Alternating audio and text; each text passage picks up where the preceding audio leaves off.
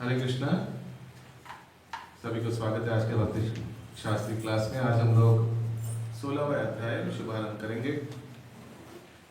सब कृपया 16 अध्याय निकालिए। 16 अध्याय प्रथम श्लोक।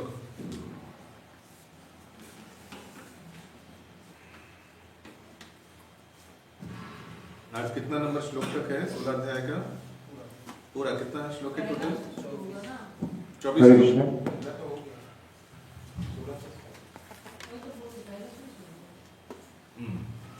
पहला श्लोक। श्री भगवान वाच अभयं सत्व संसुद्धि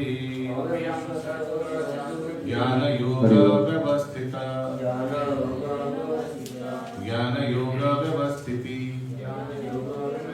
दानं दमश्च यज्ञश्च स्वाध्यायस्तप आर्जवम् अहिंसा सत्वम् अक्रोध त्याग शान्तिरपायिसुनाम् दान भूतेषु लुप्त्वम् मार्दवम् रीर अचापलम् तेज क्षमा धृति शौचम् अद्रोहो नाति मानिता भवन्ति सम्पादं दैवीम्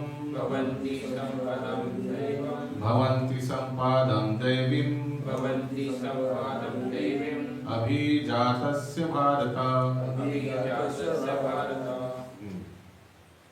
यस माता जी पढ़िए। रोशनी माता जी अनुवाद।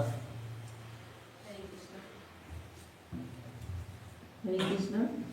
भगवान ने कहा, हे भरत पुत्र, निर्भयता, आत्मशुद्धि, आध्यात्मिक ज्ञान का अनुशीलन, दान, आत्मसंयम, यज्ञ परायणता, वेदाध्ययन, तपस्या, सरलता, अहिंसा, सत्यता, क्रोध विहीनता, त्याग, शांति, छिंदान्वेषण में अरुचि, समस्त जीवों पर करुणा, लोभ विहीनता, भद्रता, लज्जा, संकल्प, तेज, क्षमा, धैर्य, पवित्रता, ईर्ष्या तथा सम्मान की अभिलाषा से मुक्त, ये सारे दिव्य गुण हैं जो दैवी प्रकृति से संपन्न देव तुल्य पुरुषों में पाए जाते हैं।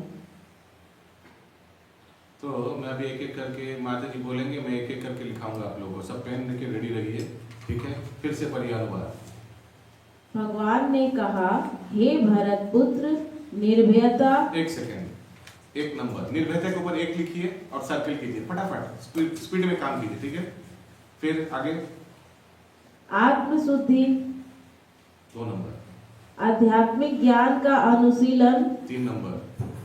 दान। आप खुद भी करिए। निर्भयता 1 नंबर। दूसरा क्या है? तीसरा क्या है? आध्यात्मिक ज्ञान का अनुशीलन।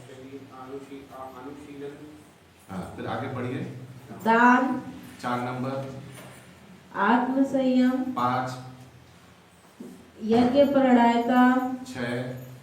वेदाध्ययन 7। तपस्या 8। सरलता 9। अहिंसा 10। सत्यता 11। क्रोध विहीनता 12। त्याग 13। शांति 14। विच्छेदवेषण छिद्रान्वेषण 15। में अरुचि, समस्त जीवों पर करुणा। 16। समस्त जीवन पर करुणा 16। लोभ एक विहीनता। सेकंड। सब एक साथ है ना? नहीं, क्यों, क्या है आपका? मैं पेन निकाल लीजिए, मैं पहले ही लिख पाई।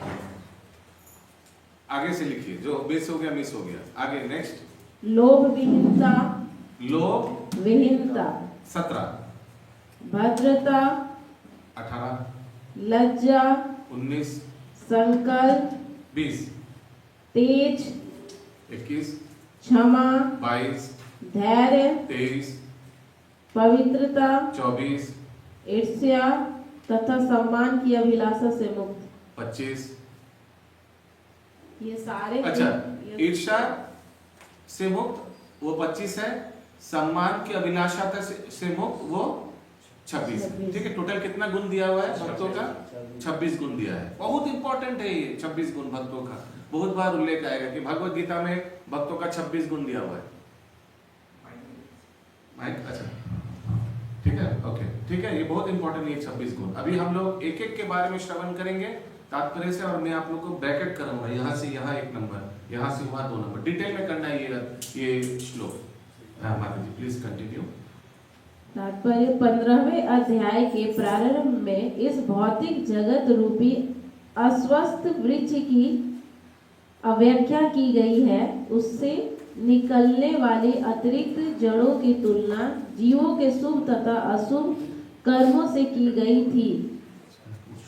9वें अध्याय में भी देवों तथा असुरों का वर्णन हुआ है। अब वैदिक अनुष्ठानों के अनुसार सत्वगुण में किए गए सारे कार्य मुक्ति पथ में प्रगति करने के लिए शुभ माने जाते हैं और ऐसे कार्यों को दैवी प्रकृति कहा जाता है।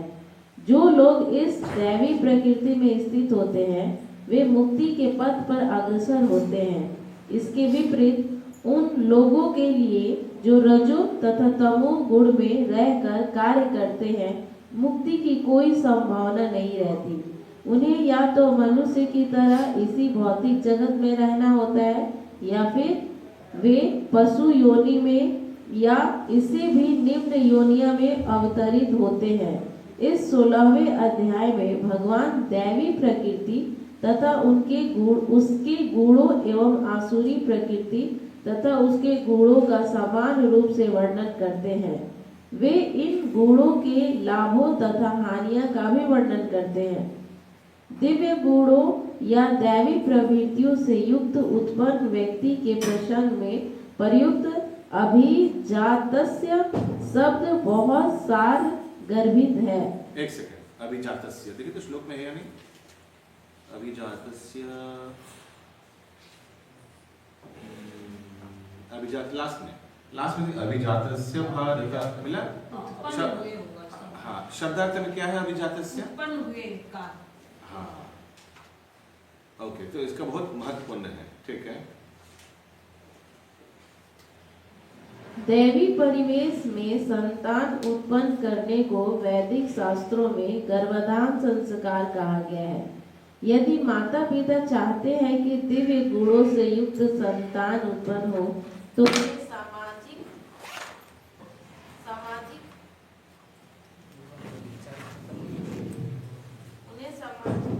हरे कृष्णा हरे कृष्णा।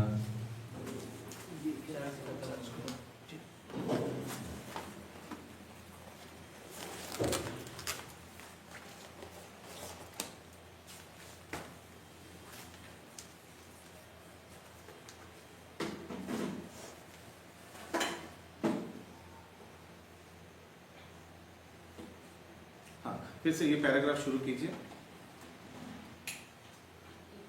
पढ़िए पढ़िए। यदि माता पिता चाहते हैं कि दिव्य गुणों से युक्त संतान उत्पन्न हो तो उन्हें सामाजिक जीवन में मनुष्यों के लिए बताए गए 10 नियमों का पालन करना चाहिए। एक सेकेंड, ये 10 संस्कार, हाँ, तो सबसे पहला कौन सा संस्कार है? गर्भाधान संस्कार। ये एक्चुअली बच्चे के जन्म के आगे से माता पिता ये पालन करते हैं। माता जी, हम लोग 16 अध्याय के पहला श्लोक में तात्पर्य में है दूसरा पैराग्राफ, तात्पर्य दूसरा पैराग्राफ। आप बोलिए। गर्भाधान संस्कार, फिर वो आएगा शायद जन्म संस्कार, कर्ण विधन संस्कार, नामकरण संस्कार, अन्नप्राशन संस्कार, जनेऊ संस्कार, उपनयन जनेऊ संस्कार हो गया।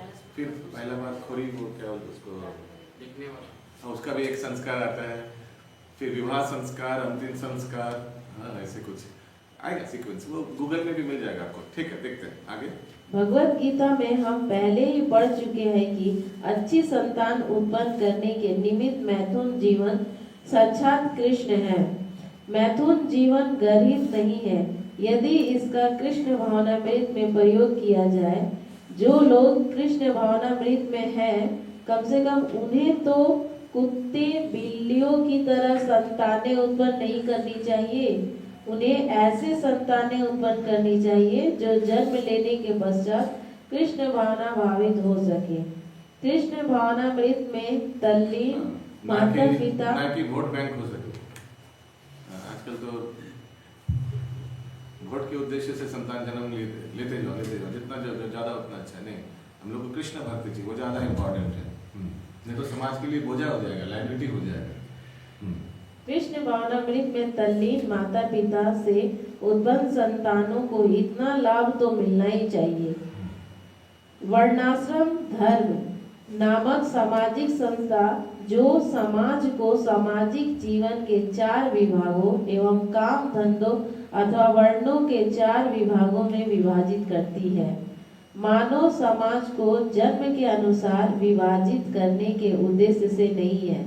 ऐसा विभाजन शैक्षणिक योग्यता के आधार पर किया जाता है। ये विभाजन समाज में शांति तथा संपन्नता बनाए रखने के लिए है। यहाँ पर जिन गुणों का उल्लेख हुआ है उन्हें दिव्य कहा गया है। हरे कृष्ण। तो ये जो वर्णाश्रम था, माने 4 वर्ण 4 आश्रम। 4 वर्ण क्या है? ब्राह्मण क्षत्रिय वैश्य शूद्र। 4 आश्रम क्या है? ब्रह्मचर्य गृहस्थ वानप्रस्थ संन्यास।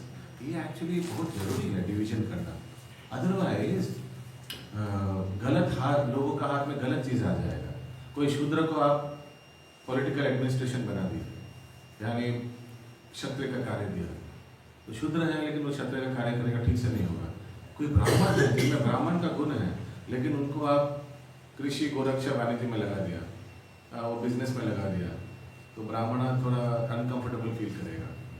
तो the right person must be appointed in the right position.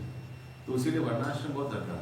बोल सकते हैं आप नहीं, ये ब्राह्मण परिवार में जन्म लिया, लेकिन उसका मन बिजनेस में है, तो उसको बिजनेस में डालो, अकाउंट्स में है, हिसाब टाका टाका टाका टाका, है ना। लेकिन आजकल तो हो रहा है प्रभु। आजकल क्या पूरा समाज में हो रहा है, इसीलिए तो समाज बिगड़ गया।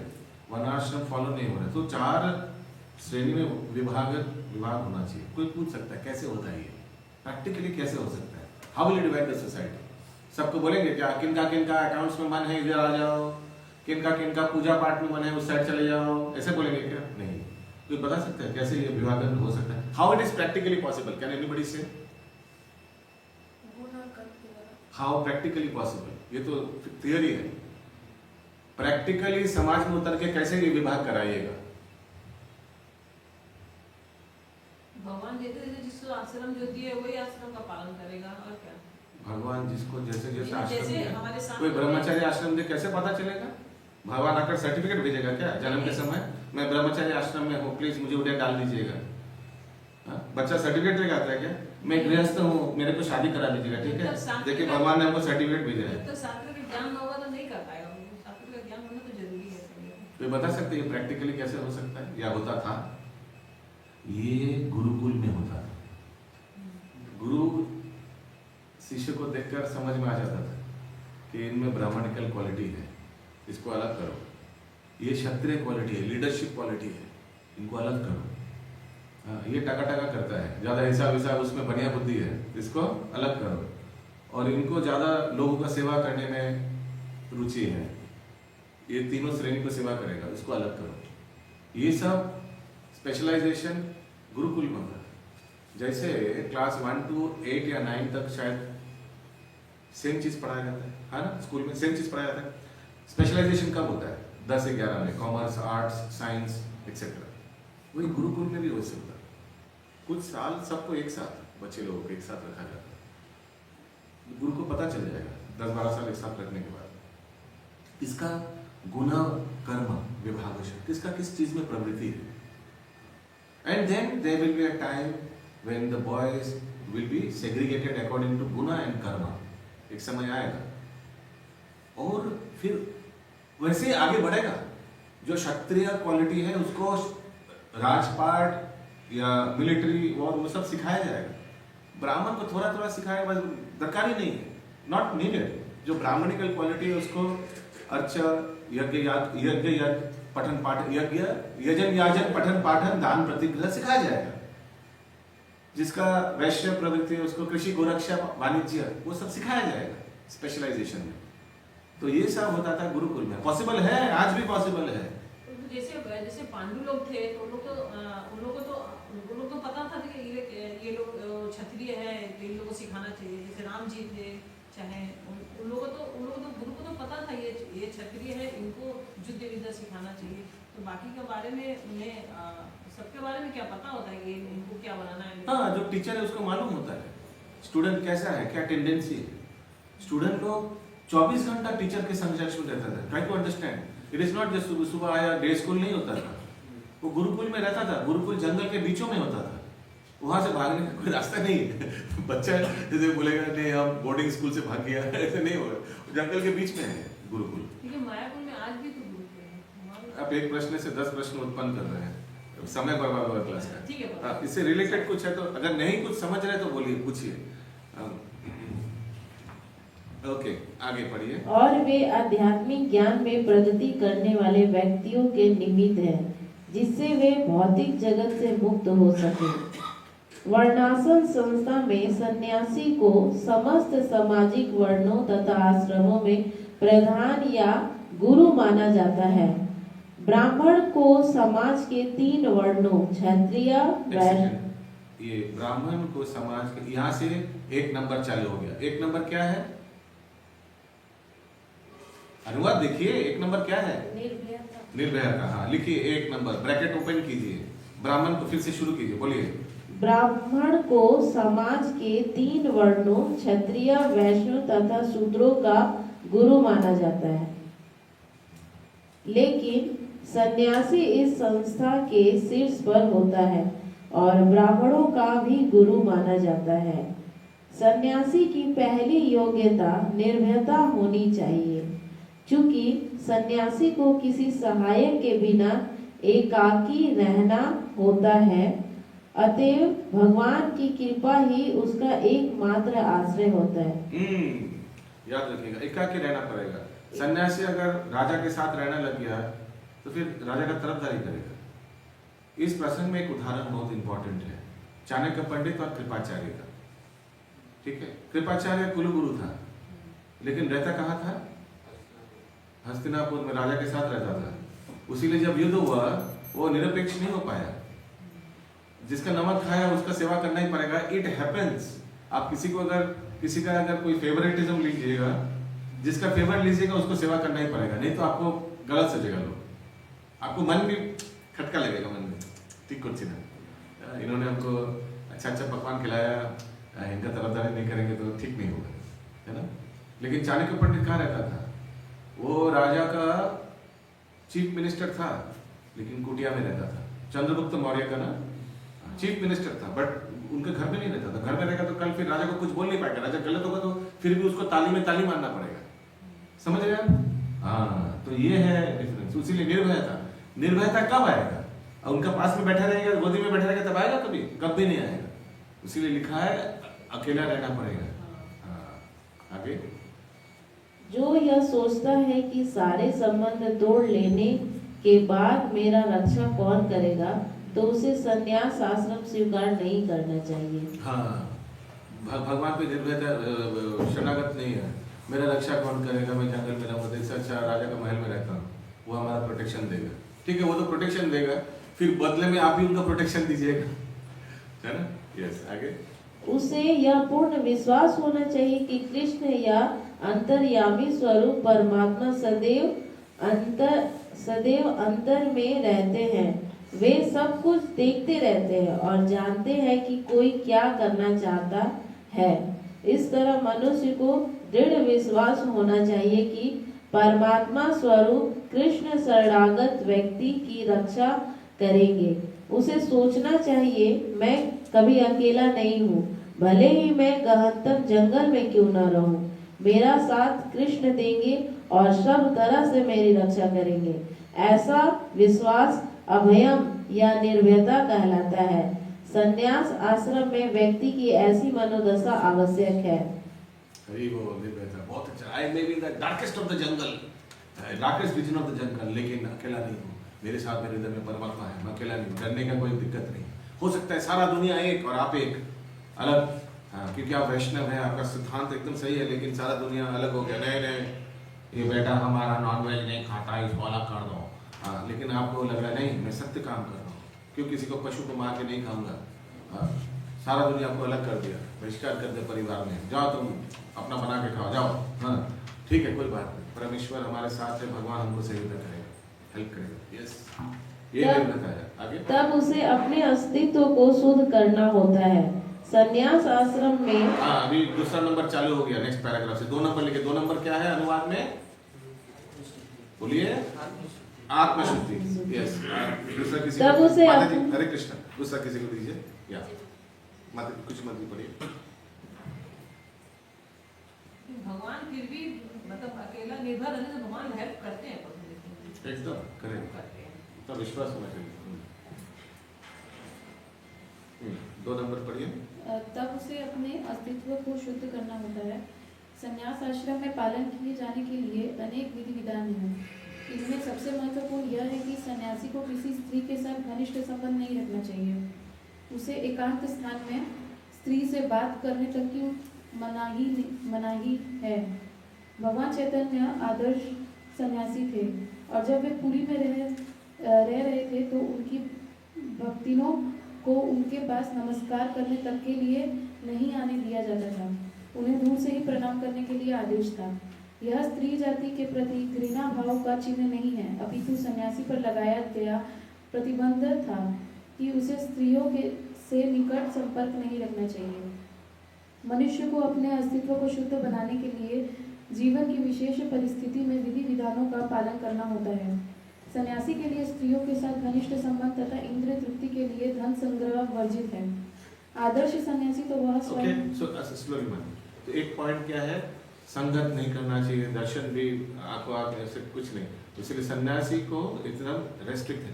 इनफैक्ट हम लोग जितना याद है, एक घटना भी हुआ था महाप्रभु, कोई एक पुरी में कोई एक स्त्री बहुत अल्प आयु में विधवा हो गई थी और उनका एक पुत्र था, और वो पुत्र बहुत छोटा था। तो छोटा बालक को सबको अच्छा लगता है ना, तो वो पुत्र महाप्रभु से आते जाते मिलते मिलते थे। फिर शायद कौन मना किया था, जगदानंद पंडित में कौन आकर, दामोदर स्वर्ग दामोदर कोई आकर मना किया था, महाप्रभु वो छोटा बच्चा के साथ इतना मिलना जुलना ठीक नहीं है। क्यों क्यों क्या प्रॉब्लम है इसमें? नहीं, समाज सोच रहा है कि आप ये छोटा बच्चा से ज़्यादा मिलजुल कर रहे हैं क्योंकि इनका माँ का हस्बैंड नहीं है, तो लोग इसको खराब तरीका से लेकर। मालूम है ये घटना हुआ था पूरी में, तो महाप्रभु बोला हाँ सही बोलो ठीक है, फिर उनको बच्चा से मिलना जुलना बंद कर दिया। सोचिए कितना इनडायरेक्ट कनेक्शन है। हाँ, लेकिन वो महाप्रभु फिर सतर्क, महाप्रभु साक्षात भगवान उनको सलाह दिया, तो महाप्रभु भी सतर्क हो गया, नो नॉट सही, ओके फाइन। तो फर्स्ट पॉइंट क्या है कि कैसे ऑपोजिट जेंडर के साथ कैसे वार्तालाप करना चाहिए। नेक्स्ट क्या है, बोलिए। हम लोग का तो इसमें थोड़ा फॉलो कर सकता है, हम लोग का तो फॉलो कर सकता है।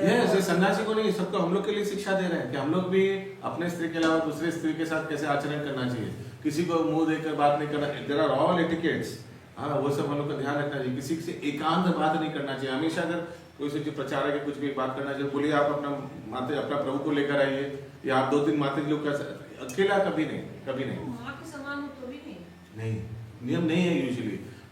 कभी कभी कुछ कर नहीं सकते तो अलग बात है, लेकिन usually this is the rule. In fact यही बताया जाता है कि 2-4 जन को लेकर और एक किसी व्यक्ति को लेकर आइए एक साथ। यस, आगे माता जी। आदर्श सन्यासी तो स्वयं भगवान चैतन्य थे और उनके जीवन से हम यह सीख लेनी चाहिए कि वे स्त्रियों के विषय में कितने कठोर थे। यद्यपि वे भगवान के सबसे वदन्य अवतार माने जाते हैं क्योंकि वे अधम से अधम बद्ध जीवों को स्वीकार करते थे, लेकिन जहाँ तक स्त्रियों की संगति का प्रश्न था, वे संन्यास आश्रम के विधि विधानों का कठोरता के साथ पालन करते थे। उनका एक निजी पारदर्श छोटा हरिदास अन्य पार्षद के सहित उनके साथ निरंतर रहा, लेकिन किसी कारणवश उसने एक तरुणी का कामुक दृष्टि से देखा। भगवान चैतन्य इतने कठोर थे। ये स्टोरी इम्पोर्टेंट। छोटा हरिदास को एक दिन राइस लाने बोला, तो ये क्या नाम था, किनका बहन था,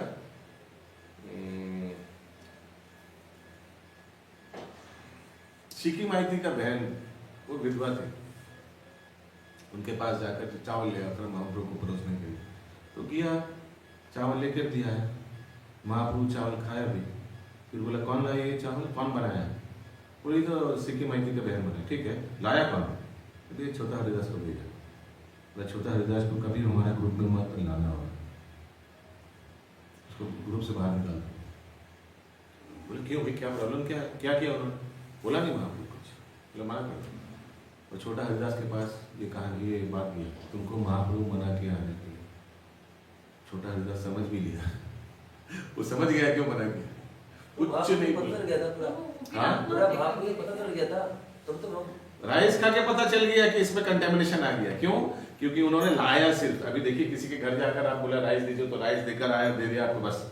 लेकिन आपने उनको खराब दृष्टि देखा, उसमें राइस में इफेक्ट हो गया। कभी कभी हम लोग बोलते हैं ना कि अभक्तों का हाथ से वेजिटेरियन खाने में दिक्कत क्या है? सड़क पे अगर फुचका खा ले तो प्रॉब्लम क्या है? प्रॉब्लम यही है कि वो फुचका वाला जो चार नियम नहीं पालन करता है। ठीक है, चार नियम वाला खाना बना रहा है, लेकिन वो खुद चार नियम पालन नहीं करता है। उनका चेतना खाना में आ जाएगा। वो खाना आपने 20 रुपए में खा लिया, तो उनका चेतना आपने 20 रुपए में खा लिया, उनका चेतना आपका चेतना हो जाएगा। जैसा करे संग वैसा बने रंग। आप होली खेलना नहीं है आपको, लेकिन आप सफेद कपड़ा पहन के अल्बर्ट रोड आ रहे थे, रास्ते में आपका बचपन का दोस्त आपको आलिंगन किया होली के दिन। उनका शरीर का रंग आपका शरीर का रंग सबका सफेद कपड़ा में आ गया। आपने खेला नहीं होली, लेकिन संगत के असर से आपका भी होली खेलना हो गया। समझ में आ रहा है? हाँ, तो ये घटना घटा था महाप्रभु के साथ। तो फिर हरिदास क्या हुआ आत्महत्या कर लिए, जो छोटा हरिदास? वो अलग प्रसंग है। आपका टारगेट रखे है कि किसी तरह से इनको सिलेबस नहीं कंप्लीट करने देंगे ना, टारगेट रखे। याद आ रहा है ना थोड़ा हाँ। थोड़ा। प्रभु यहाँ पे वदन्य अवतार बोला कि ये वदन्य अवतार। हाँ, बहुत औदार्य, वदन्य अवतार, महावदन्य अवतार महाप्रभु। इतना वदन्य अवतार माने औदार्य। इसलिए वृंदावन धाम को क्या बोला जाता है? माधुर्य धाम। वहाँ भगवान श्री कृष्ण ने रस लीला माधुर्य लीला प्रकट किया। द्वारिका को क्या बोला जाता है? ऐश्वर्य धाम। भगवान वहाँ राजपाट संभालते हैं, भगवान द्वारकाधीश है। और नवद्वीप को क्या बोला जाता है? औदार्य धाम। भगवान वहाँ उदार बनकर सबको हरिनाम वितरण किया। द्वारंग महाप्रभु नित्यानंद प्रभु एकदम औदार्य, महावदन्य आया, औदार्य। ठीक है। पुरी को क्या बोला जाता है?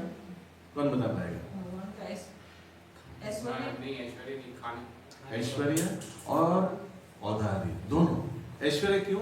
क्योंकि वहां 1000 दैत्यपति का परिवार जगन्नाथ का सेवा करता है। वर्ल्ड में कहीं दिखाइए कोई एक व्यक्ति को 1000 परिवार सेवा करता है, दिखाइए एक व्यक्ति, मान जाएंगे। उनका जो पान बनाता है गजमती पान जगन्नाथ का, उनका पिताजी भी पान बनाए, उनका पिताजी भी पान बनाए, उनका पिताजी भी पान बनाए, ऐसे परंपरा पान ही बनाए से।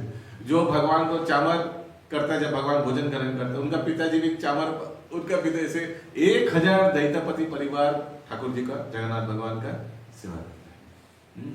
इसीलिए ऐश्वर्य। औदार्य क्यों है? क्योंकि जगन्नाथ भगवान इतना उदार है, जो लोग अलाउड नहीं है पूरी मंदिर के अंदर में भगवान का दर्शन कराने के लिए, भगवान खुद बाहर आते हैं सबको दर्शन कराने। और कौन सा भगवान है रास्ता में आकर सबको दर्शन कराने आते हैं? कौन सा? मसाला कूट रहा था एकदम, तो बोला कि आपका हम समझ गए, सब पकड़ लिया आपका सब पकड़, अभी पकड़ में आ गया। यस, आगे। हाँ, आगे। भगवान चैतन्य इतने कठोर थे कि उन्होंने उसे अपने पार्षदों की संगति से तुरंत बाहर निकाल दिया। भगवान चैतन्य ने कहा, जो सन्यासी या अन्य कोई व्यक्ति प्रकृति के चंगुल से छूटने का इच्छुक है और अपने को आध्यात्मिक प्रकृति तक ऊपर उठाना चाहता है तथा भगवान के पास वापस जाना चाहता है, वह यदि भौतिक संपत्ति तथा स्त्री की ओर इंद्र तृप्ति के लिए देखता है, भले ही वह उनका भोग ना करे, केवल उनकी ओर इच्छा दृष्टि से देखे, तो भी वह इतना गरित है कि उसके लिए श्रेयस्कर होगा कि वह ऐसी अवैध इच्छाएं करने के पूर्व आत्महत्या कर ले। तो याद रखिएगा, ये इलिसिट सेक्स जो है, ये ऐसा नहीं कि इसे कर्मना से ही होगा, मनसा वाचा से ही अवैध संग हो सकता है। अपनादर्शी कोई अगर वीडियोस देख रहा है, वो भी आंखों से देख रहा है, तो नहीं, मन से कोई अगर सोच भी रहा है, वो भी अवैध संग है। सोचना, कर्मणा, वाचा, वाणी से उल्टा पुल्टा बहुत लोग बोलते रहते हैं ना, उल्टा पुल्टा वो भी अवैध संघ है। जैसे यूजुअली रॉके बोशे अड्डा जो है ना बंगाल के फेमस है उसके लिए, इसमें क्या दो ही टॉपिक होता है, कामिनी और कांचन, याद रखिएगा। ये तो टाका टाका, नहीं तो औरत अपोजिट जेंडर के बारे में आलोचना, यही होता है सब क्लब में पब में सब जगह। ये दोस्त लोग मिलता है 5 जन, पीते पीते यही बात करेगा और कुछ नहीं। तो ये भी अवैध संघ है। बोले नहीं हमका अवैध संघ नहीं किया, मैं तो बैठा हूँ आपके सामने ही, बट वो आलोचना करो। इसलिए इवन कर्मणा मनसा वाचा वो भी अवैध संघ में गिना जाएगा।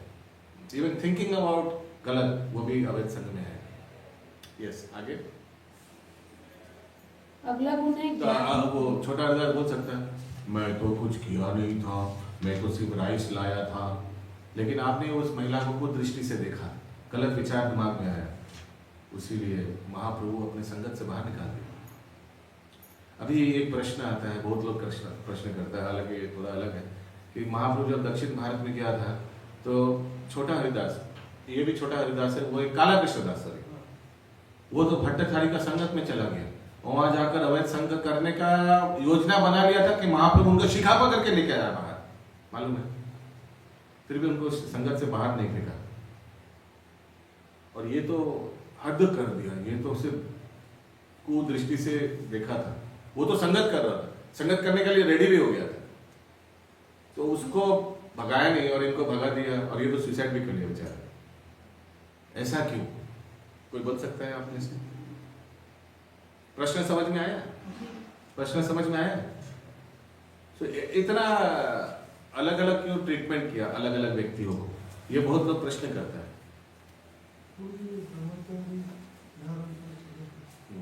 और पूरा बोलिए उत्तर सही होता है।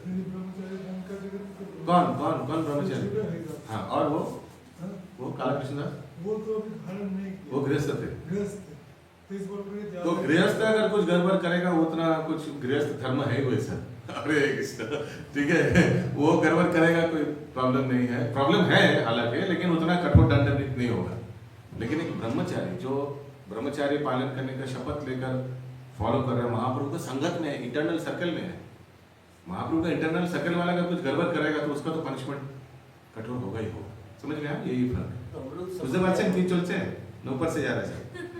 दोनों में से ब्रह्मचारी कौन था? ये कृष्णदास नहीं, या छोटा हरिदास, ये छोटा हरिदास ब्रह्मचारी। महाप्रभु जब परस में थोड़ा राइस कम हो गया तो उनको भेजा था, जाओ लेके आओ थोड़ा, वो परोस रहा था। ठीक है, या आगे 3 नंबर अभी शुरू होगा नया पैराग्राफ। तो ये दो नाम प्रभु यहाँ से पूरा, यहाँ पूरा, हाँ सब पूरा 2 नंबर का टॉपिक क्या है? आत्मा शुद्धि। तो उसी के बारे में बता रहे हैं ना, कैसे अपना कर्मणा मनसा वाचा कैसे शुद्धि करके क्या क्या किस तरह से मैं अपना आत्मा की शुद्धि रख सकता हूँ, कि अपोजिट जेंडर के प्रति कैसा हमारा वार्तालाप होना चाहिए, जिस तरह से हम शुद्ध रह सकते हैं। ठीक है, पूरा पैराग्राफ उसी के बारे में बोल रहे हैं।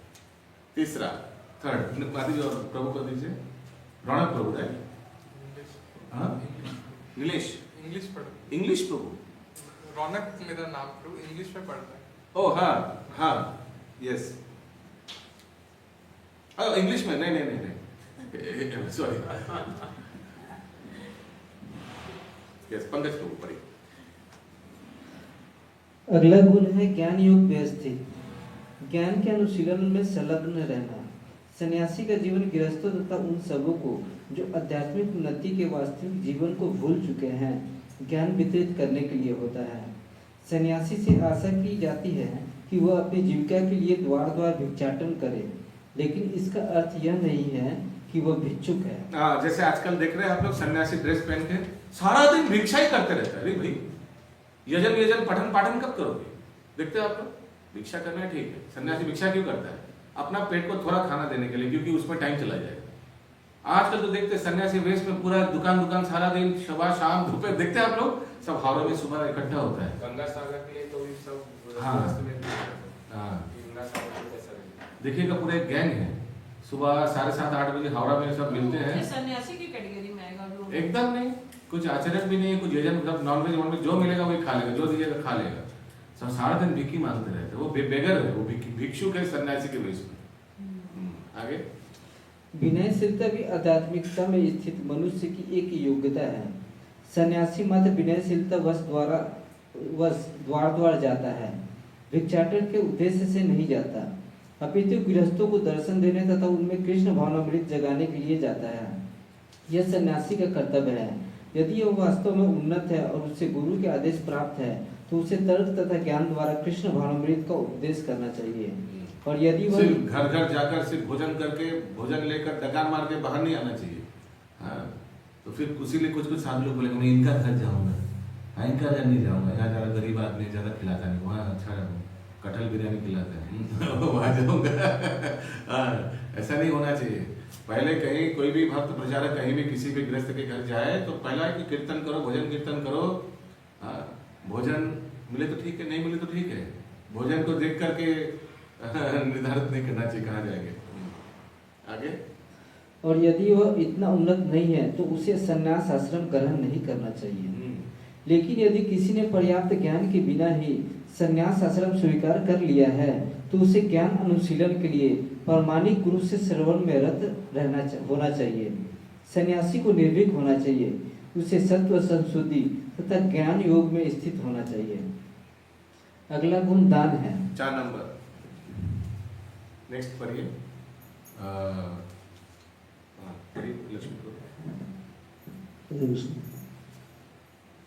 दान गृहस्थ के लिए है, गृहस्थ का चाहिए कि नहीं साउंड क्वालिटी नॉट गुड, थोड़ा दूर रखिए। दान गृहस्थ के लिए है, गृहस्थ को चाहिए कि वे निष्पक्षता से जीवन यापन करना सीखे और कमाई का 50% विश्व भर में कृष्ण भावनामृत के प्रचार में खर्च करें। इस प्रकार से गृहस्थ को चाहिए कि ऐसे कार्य में लगे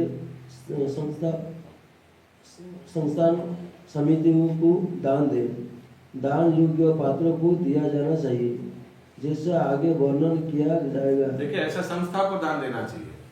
तो आप अगर निर्धारण नहीं कर पा रहे कि कैसे दे, किसको दे, कौन सा साधु का हाथ में दे, साधु का हाथ में मत दीजिए।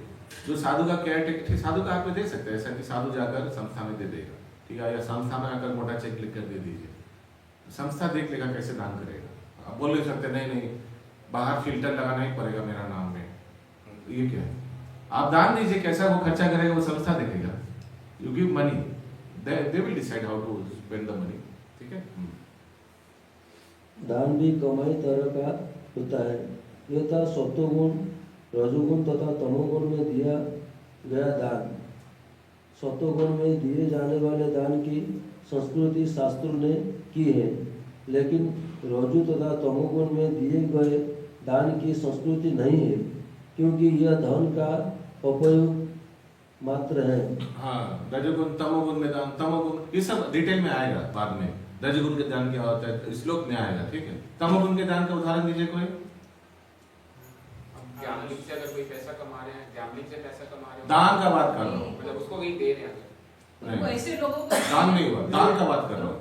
एक दिन स्मोक वाला दूसरे को ले रहे हम पिलाते हैं ना, हाँ, मेरे ओर से सबको एक पेक तो ये तमोगुण का दान हो गया। नहीं डोनेशन दे रहा है, डोनेशन दे रहा है, क्या चीज दे रहा है देखो भाई पहले।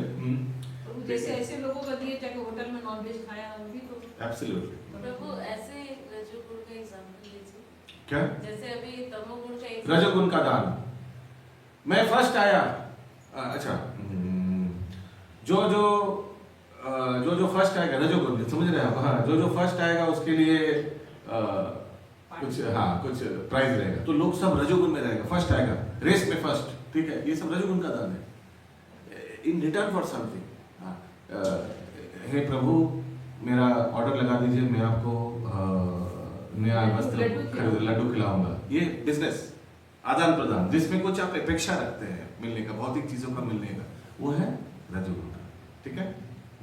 आगे, संसार भर में कृष्ण भावनामृत के प्रसार हेतु ही दान दिया जाना चाहिए। ऐसा दान सत्वगुणी होता है। Yes, next 5 number, next speaker 5 number अभी यहाँ देखेंगे। जहाँ तक दम आत्मसंयम का प्रश्न, दमा माने दमन करना, आत्मसंयम, अपने आप ये समझ रहे हो, दमन से आता है दमा। ये धार्मिक समाज के अन्य आश्रमों के ही लिए नहीं है, अपितु गृहस्थ के लिए विशेष रूप से है। यद्यपि उसके पत्नी होती है, लेकिन उसे चाहिए कि व्यर्थ ही अपनी इंद्रियों को विषय भोग की ओर न मोड़े। गृहस्थों पर भी मैथुन जीवन के लिए प्रतिबंध है और इसका उपयोग केवल संतान उत्पत्ति के लिए किया जाना चाहिए। यदि वो संतान नहीं चाहता तो उसे अपनी पत्नी के साथ विषय भोग में लिप्त नहीं होना चाहिए। आधुनिक समाज मैथुन जीवन का भोग करने के लिए निरोध विधियों का या अन्य घृणित विधियों का उपयोग करता है, जिससे संतान का उत्तरदायित्व न उठाना पड़े। ये दिव्य गुण नहीं अपितु आसुरी गुण है। यदि कोई व्यक्ति चाहे वो ग्रस्त ही क्यों न हो, आध्यात्मिक जीवन में प्रगति करना चाहता है तो उसे अपने मैथुन जीवन पर संयम रखना होगा और उसे ऐसी संतान नहीं उत्पन्न करनी चाहिए जो कृष्ण की सेवा में काम ना आए। तो इसीलिए पति पत्नी को लिखा है क्या, वो कोई यानी अपना जो स्पाउस है वो कभी इंद्र तृप्ति का साधन समझना नहीं चाहिए। इनफैक्ट जहाँ हस्बैंड एंड वाइफ दोनों बहुत अच्छा भक्त हैं, भक्ति उद्देश्य रखना चाहिए, तो बहुत फिर ये सब मैथुन दिमाग में नहीं आएगा। मेन दोनों हस्बैंड वाइफ और बच्चे लोग और माता पिता सब पूरा परिवार अगर भक्ति में रत है, भक्ति से जुड़ा हुआ है, तो फिर ये सब तुच्छ हो जाएगा। अगर भक्ति नहीं है तो ये प्राधान्य लेगा, इसीलिए वो फोटो देखते हैं आप लोग, हस्बैंड वाइफ सब मृदंग बजा रहे हैं, बच्चे लोग आकर कीर्तन कर रहे हैं, वो परिवेश होना चाहिए। वो परिवेश होने से फिर ये दिमाग में नहीं आएगा। वो परिवेश नहीं होने से ये ऑटोमेटिक एंट्री मान लेगा, ये मैथुन वो बेसिस हो जाएगा। फिर या आगे प्रभु माता जी भक्ति में, प्रभु भक्ति में नहीं है, कैसे क्या करना? लाना पड़ेगा। कैसे? डेली तुम 2 माला जप करोगे, कसम खाओ। मैं देखता हूँ मैक्सिमम यही होता है। अरे व्यक्ति को कृष्ण तत्व मालूम नहीं है, आप उनको जप करने बोल रहे हैं, फोर्स कर रहे हैं, तो माता जी की खुशी के लिए 1-2 दिन जप कर लिया। डेली करेगा थोड़ी करेगा। आप कसम वसम खिलाकर 1-2 दिन करवा लिया। तो जो इंटेलिजेंट व्यक्ति है या माता जी है, जो प्रभु जी जो भी भक्ति में है, वो क्या करेगा? क्लास में लाने का प्रयास करेगा। नहीं, क्लास में नहीं आएगा तो ठीक है, प्रसाद दीजिए, प्रसाद खिलाइए। नो, प्रसाद नहीं खाएगा, ठीक है, बात नहीं। कीर्तन चलाइए, घर में कीर्तन देखिए। किसी ना किसी चीज में उस व्यक्ति का रुचि होगा ही, यात्रा में ले जाएंगे भाई, वो नहीं करेगा, ठीक है, सेवा में लगा दीजिए। हम बहुत प्रभु लोग को देखा, कभी क्लास वास कुछ नहीं करता है, सेवा बोलिए आकर सबको परोस देगा प्रसाद। सेवा बहुत अच्छा है। देखा आपने, किसी ना किसी चीज में उसका रुचि रहेगा। और ये सबसे अच्छा क्या चीज, वो तो उसका स्पाउस ही जानेगा। बीवी जानेगा ना कि पति किस चीज में ज्यादा रुचि है। नहीं, कुछ को कीर्तन, बहुत किशोर कुमार का गाना गाता है, तो उसको हरे कृष्णा माधवस का गाना, ये सब गाना, वो सब जो जिस चीज में रुचि है उस चीज में कृष्ण प्रवेश कराइए, कृष्ण भक्ति, उस चीज वो रास्ता देखिए उसको एंट्री मारने के लिए। ये इंटेलिजेंस है। कोई बहुत खादुर शीख है ना, बहुत लोग बहुत खाने पीने में बहुत, हमारा हस्बैंड बहुत अच्छा खाना पीना में बहुत, तो उनको अलग अलग चीज बना के दीजिए। एकादशी पिज्जा बना के दीजिए। हाँ, नहीं तो वो सोचेगा एकादशी ना से हाय राम, फिर से एकादशी आएगा, फिर से हमारा पत्नी मेरे को सड़ा हुआ समाचार राइस और क्या लौकी खिलाएगा। ये हाँ, तो ऐसा नहीं होना चाहिए। आप उनको अच्छा पकवान बना कर खिलाइए। देखिए एकादशी बर्गर होता है, कितना कुछ रेसिपी देखिए, उसे बना कर खिलाइए। फिर उनको लगेगा वाह, एकादशी में भी हम ऐसा सब ले सकते हैं। फिर उनको कोई कंप्लेन नहीं रहेगा कृष्ण भक्ति से, ठीक है ना। तो इस तरह से व्यक्ति को ला सकते हैं। हम देखते हैं सब पकड़ा देता है, माला बोलता है डेली जप करो, प्रॉमिस करो। प्रभु मैंने अपना हस्बैंड को प्रॉमिस करवाया डेली 16 माला। बेचारा, सोचिए बेचारे के लिए कितना पनिशमेंट हो गया 2 घंटा। जिसको कृष्ण तत्व मालूम नहीं है, उस व्यक्ति को झोला पकड़ा दिया, बोला 16 माला जप करना, और बेचारे को करना भी पड़ेगा, नहीं तो पिटाई मिलेगा। तो सोचिए इसको लिखिए, वैसे नहीं होना चाहिए। Krishna conscious should be a happy journey, it should not be a punishment journey. भक्तों के लिए भी और अभक्तों के लिए भी, it should not be a punishment. Punishment होने से वो आएगा नहीं बेचारा, वो नाम सुन के 9 2 11। तो मेरे पड़ोसी में एक भक्त पत्नी ऐसे झगड़ा होते होते दोनों का डिवोर्स हो गया। एक नॉनवेज खाने वाली थी, एक भक्त। नॉनवेज खाता है हस्बैंड तो खाने दीजिए, अगर वाइफ को बनाना है तो बनाइए, क्या कीजिएगा? नहीं फिर मेरा दीक्षा नहीं हुआ, फिर होगा क्या कीजिएगा?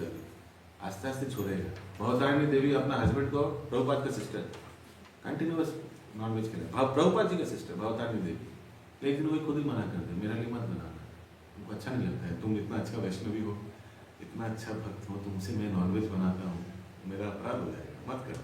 खुद ही एक दिन बोल मना कर दे,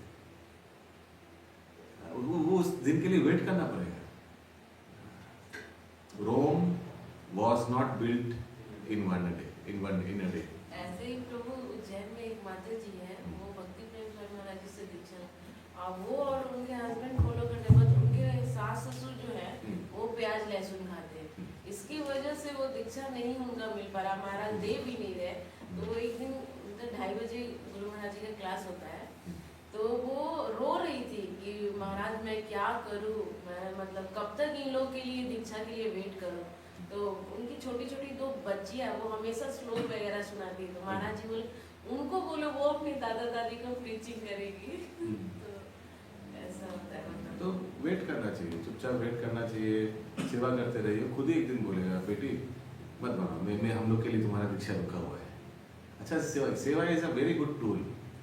लोग प्रॉब्लम क्या होता है, खट्टा नहीं चाहता है, ओ बाप रे बाप खटने वाले, सेवा करते करते बहुत चीज स्वीटली हो जाता है, उतना माथा मच्छी करने का कोई दरकार नहीं पड़ रहा है। थोड़ा सहन कीजिए, टॉलरेंस रहना चाहिए। हम लोग बंगाली में कहावत है, जे सय সেই রয়, जे नाश হয় तार नाश হয়। समझ में आया? नहीं समझ में आया? जो सहता है वही रहता है, और जो जे नाश है, जो नहीं सहता है उसका नाश है। नाश माने सर्वनाश होता है, इसलिए टिका रहना बहुत जरूरी है। जो बर्दाश्त करता हो सकता है रन नहीं हो रहा है, टुकुर टुकुर राहुल द्रविड़ जैसे टिका रहिए, टिका रहिए। उस बॉल के लिए वेट कीजिए जो खराब है, आउटसाइडर अपना आता है उसको मारिए, जो बॉल अच्छा है तो उसको सम्मान दीजिए, टिका रहिए। सेवा करना पड़ रहा है, सास ससुर वाइफ व्हाटएवर, टिका रहिए। कम से कम 16 माला तो हो रहा है, ठीक है, दीक्षा नहीं हुआ कोई बात नहीं, 16 माला हो रहा है, आपका तो चांदनी हो रहा है, ठीक है, उनको खिलाना पड़ रहा है नॉनवेज, कोई बात नहीं, टिके रहिए, टिके रहिए, टिके रहिए। ठाकुर जी से प्रार्थना कीजिए और टिके रहिए, एक दिन सब खुल जाएगा रास्ता, घाट सब खुल जाएगा, कठिन चीज, कठिन परिस्थिति सुलभ बन जाएगा, उस समय तक टिके रहिए। ठीक है, आगे ये श्लोक में इसीलिए समय दे रहा हूँ कि ये भक्तों का गुण है, बहुत इंपॉर्टेंट है, शिक्षा हम लोग के जीवन में उतारने के लिए। यस, यदि वो ऐसी संतान उत्पन्न करता है जो कृष्ण भावना भावित हो सके तो सैकड़ों संतानें उत्पन्न कर सकता है, लेकिन ऐसी क्षमता के बिना किसी को इंद्रिय सुख के लिए काम भोग में लिप्त नहीं होना चाहिए।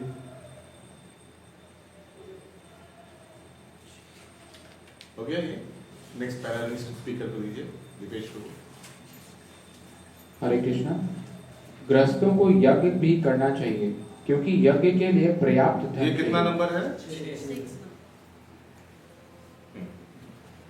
ब्रह्मचर्य, वानप्रस्थ तथा संन्यास आश्रम वालों के पास धन नहीं होता, वे तो भिक्षाटन करके जीवित रहते हैं।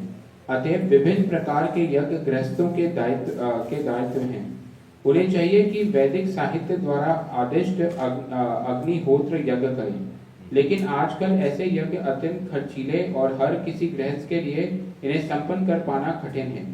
इस युग के लिए संतुष्ट सर्वश्रेष्ठ यज्ञ है संकीर्तन यज्ञ। ये संकीर्तन यज्ञ हरे कृष्णा कृष्णा कृष्णा हरे हरे, हरे राम राम राम हरे हरे का जप सर्वोच्च और सबसे कम खर्च वाला यज्ञ है। प्रत्येक व्यक्ति इसे करके लाभ उठा सकता है। अतएव दान, इंद्रिय संयम तथा यज्ञ करना, ये तीनों बातें गृहस्थ के लिए हैं। ठीक है, ये हो गया 6 नंबर। किसी का कोई प्रश्न है? 7 नंबर। Next speaker. अच्छा, पढ़ी प्रभु कुछ देर। हाँ, स्वाध्याय या वेद अध्ययन ब्रह्मचर्य आश्रम या विद्यार्थी जीवन के लिए है। ब्रह्मचारियों का स्त्रियों के किसी प्रकार का संबंध नहीं होना चाहिए। उन्हें ब्रह्मचर्य जीवन बिताना चाहिए और आध्यात्मिक ज्ञान के अनुशील हेतु अपना मन वेदों के अध्ययन में लगाना चाहिए। यही स्वाध्याय है। ये हर एक व्यक्ति के लिए एक्चुअली है। भक्तों के गृहस्थ के लिए भी स्वाध्याय करना चाहिए, शास्त्र का अध्ययन करना चाहिए। स्वाध्याय यूजुअली मीन्स सेल्फ स्टडी बैठ के, लेकिन सेल्फ स्टडी थोड़ा डिफिकल्ट हो जाता है। भक्तों के संगत में भी, ऑनलाइन में भी भक्त लोग कर सकते हैं। कोई एक ग्रंथ लेकर, सोचिए हम लोग माधुर्य कदम भी नहीं, हम लोग चारों भक्त एक साथ ऑनलाइन बनकर हर एक रविवार को पढ़ेंगे। ऐसे करके स्वाध्याय करना चाहिए। या आगे तपस्या वानप्रस्थों के लिए है। मनुष्य को जीवन भर गृहस्थ ही नहीं बने रहना चाहिए। उसे स्मरण रखना होगा कि जीवन के 4 विभाग हैं: ब्रह्मचर्य, गृहस्थ, वानप्रस्थ तथा संन्यास। अतएव गृहस्थ रहने के बाद उसे विरक्त हो जाना चाहिए। यदि कोई 100 वर्ष जीवित रहता है तो उसे 25 वर्ष तक ब्रह्मचर्य, 25 वर्ष तक गृहस्थ, 25 वर्ष तक वानप्रस्थ तथा 25 वर्ष तक संन्यास का जीवन बिताना चाहिए। ये वैदिक धार्मिक अनुशासन के नियम हैं। गृहस्थ जीवन से विरक्त होने पर मनुष्य को शरीर, मन तथा वाणी का संयम बरतना चाहिए। यही तपस्या है। समग्र वर्णाश्रम धर्म समाज की तपस्या के निमित्त है। तपस्या के बिना किसी को मुक्ति नहीं मिल सकती। इस सिद्धांत की संतुष्टि ना तो वैदिक साहित्य में की गई है, ना भगवत गीता में कि जीवन में तपस्या की आवश्यकता नहीं है। और कोई कल्पनात्मक चिंतन करता है तो वह सब कुछ ठीक हो जाएगा। ऐसे सिद्धांत को उन दिखावटी अध्यात्मक वादियों द्वारा बनाए जाते हैं जो अधिक से अधिक अनुयायी बनाना चाहते हैं। यदि प्रतिबंध हो, विधि विधान हो तो लोग इस प्रकार आकर्षित ना हो। अतएव जो लोग धर्म के नाम पर अनुयायी चाहते हैं वे केवल दिखावा करते हैं। वे अपने विद्यार्थियों के जीवनों पर कोई प्रतिबंध नहीं लगाते और ना ही वे अपने जीवन पर। लेकिन वेदों में ऐसी विधि को स्वीकृत प्रदान नहीं की गई है। किसी का कोई प्रश्न है? कोई लाइन समझ नहीं आ रहा है? तीसरा जो ज्ञान योग था उसमें जैसे कि सन्यासियों के लिए तो बोला, लेकिन गृहस्थों के लिए कुछ फिर से बोलिए। जो तीसरा पॉइंट था ज्ञान योग। ज्ञान योग, हाँ हाँ, उसमें क्या स्वाध्याय के बारे में बता रहे हैं क्या? नहीं, हम इसके थोड़ा बैक जाते हैं। अच्छा ठीक है। हाँ, ज्ञान योग जो था 3rd पॉइंट, उसमें क्या सन्यासियों के लिए तो बोला गया था, लेकिन गृहस्थों के लिए जैसे कुछ इसका मतलब नहीं है कि नहीं है। हाँ, वही कुछ सन्यासी का हाईलाइट किया गया है क्योंकि सन्यासी को ज्ञान संग्रह बहुत जरूरी है। अगर आपका इनपुट नहीं रहेगा तो आप सन्यासी लोग जब प्रचार करेगा तो क्या प्रचार करेगा, जब क्लास देगा तो क्या क्लास देगा, लोग तो सुनेगा नहीं। People expect. जैसे अभी कहा गया थोड़ा आगे कि गृहस्थ तीनों आश्रम को पालन करता है, सही है ना? वैसे ही सन्यासी और ब्रह्मचारी इन लोग और वानप्रस्थ भी गृहस्थ आश्रम को पालन करता है। समझ में आया? गृहस्थ 3 आश्रम को पालन करता है और 3 आश्रम गृहस्थ को पालन करता है। गृहस्थ 3 आश्रम को टाका देकर पालन करता है, 3 आश्रम गृहस्थ को ज्ञान देकर, कृष्ण तत्व देकर पालन करता है। उसीलिए कृष्ण, समझ में आ रहा है? उसीलिए कृष्ण तत्व देने के लिए तो इनपुट भी होना चाहिए। आप अगर 1 घंटा क्लास दीजिएगा उसके लिए 10 घंटा इनपुट होना चाहिए। उसीलिए स्वाध्याय करना चाहिए, ज्ञान संग्रह। ज्ञान माने क्या? कृष्ण तत्व बोला जा रहा है। ये तो अवार्ड क्या बोलेगा फिर? आपका क्लैरिटी होना चाहिए, वेरी इंपॉर्टेंट। हर एक थियरी का क्लैरिटी होना चाहिए। देखिए, आप थियरी क्लैरिटी सबसे इंपॉर्टेंट है कि देवी देवता में अंतर क्या है, आत्मा शरीर में अंतर क्या है, गुरु भक्त में, गुरु और शिष्य में क्या अंतर है, मोक्ष और भक्ति में क्या अंतर। These theories should be known very clearly. First theory clear होना चाहिए। अगर किसी का थियरी क्लियर नहीं है लेकिन बड़ा बड़ा स्टोरीज लीला वो सब बहुत अच्छा से रट लिया है, सुनकर पकड़ा जाएगा बीच में। समझ रहे हैं? पकड़ा जाएगा, पता चल जाएगा कि थियरी क्लियर नहीं। थियरी पिलर जैसा है, याद रखिएगा। ये बिल्डिंग का पिलर्स है तो कृष्ण तत्व पिलर जैसा है, वो क्लियर होना चाहिए। और लीला क्या है? वो पिलर्स के ऊपर अलग अलग बिल्डिंग, अलग अलग सुंदर सुंदर महल वैसा है। फिर आप भगवान का अवतार, भगवान का अलग अलग भक्तों का कहानी, लीला, वो सब सुनाकर पिलर्स को सपोर्ट कर सकते हैं। The pastimes of Krishna and his devotees supports or strengthens the Krishna tattva. उससे कृष्ण तत्व परिपक्वता आता है. I don't know मैं समझा पाया या नहीं. तो ये है.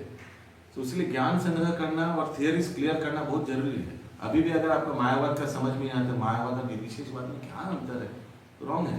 क्लियर होना चाहिए. This theory should be clear. Okay, yes, आगे. तपस्या अहिंसा तपस्या क्या है? सरलता.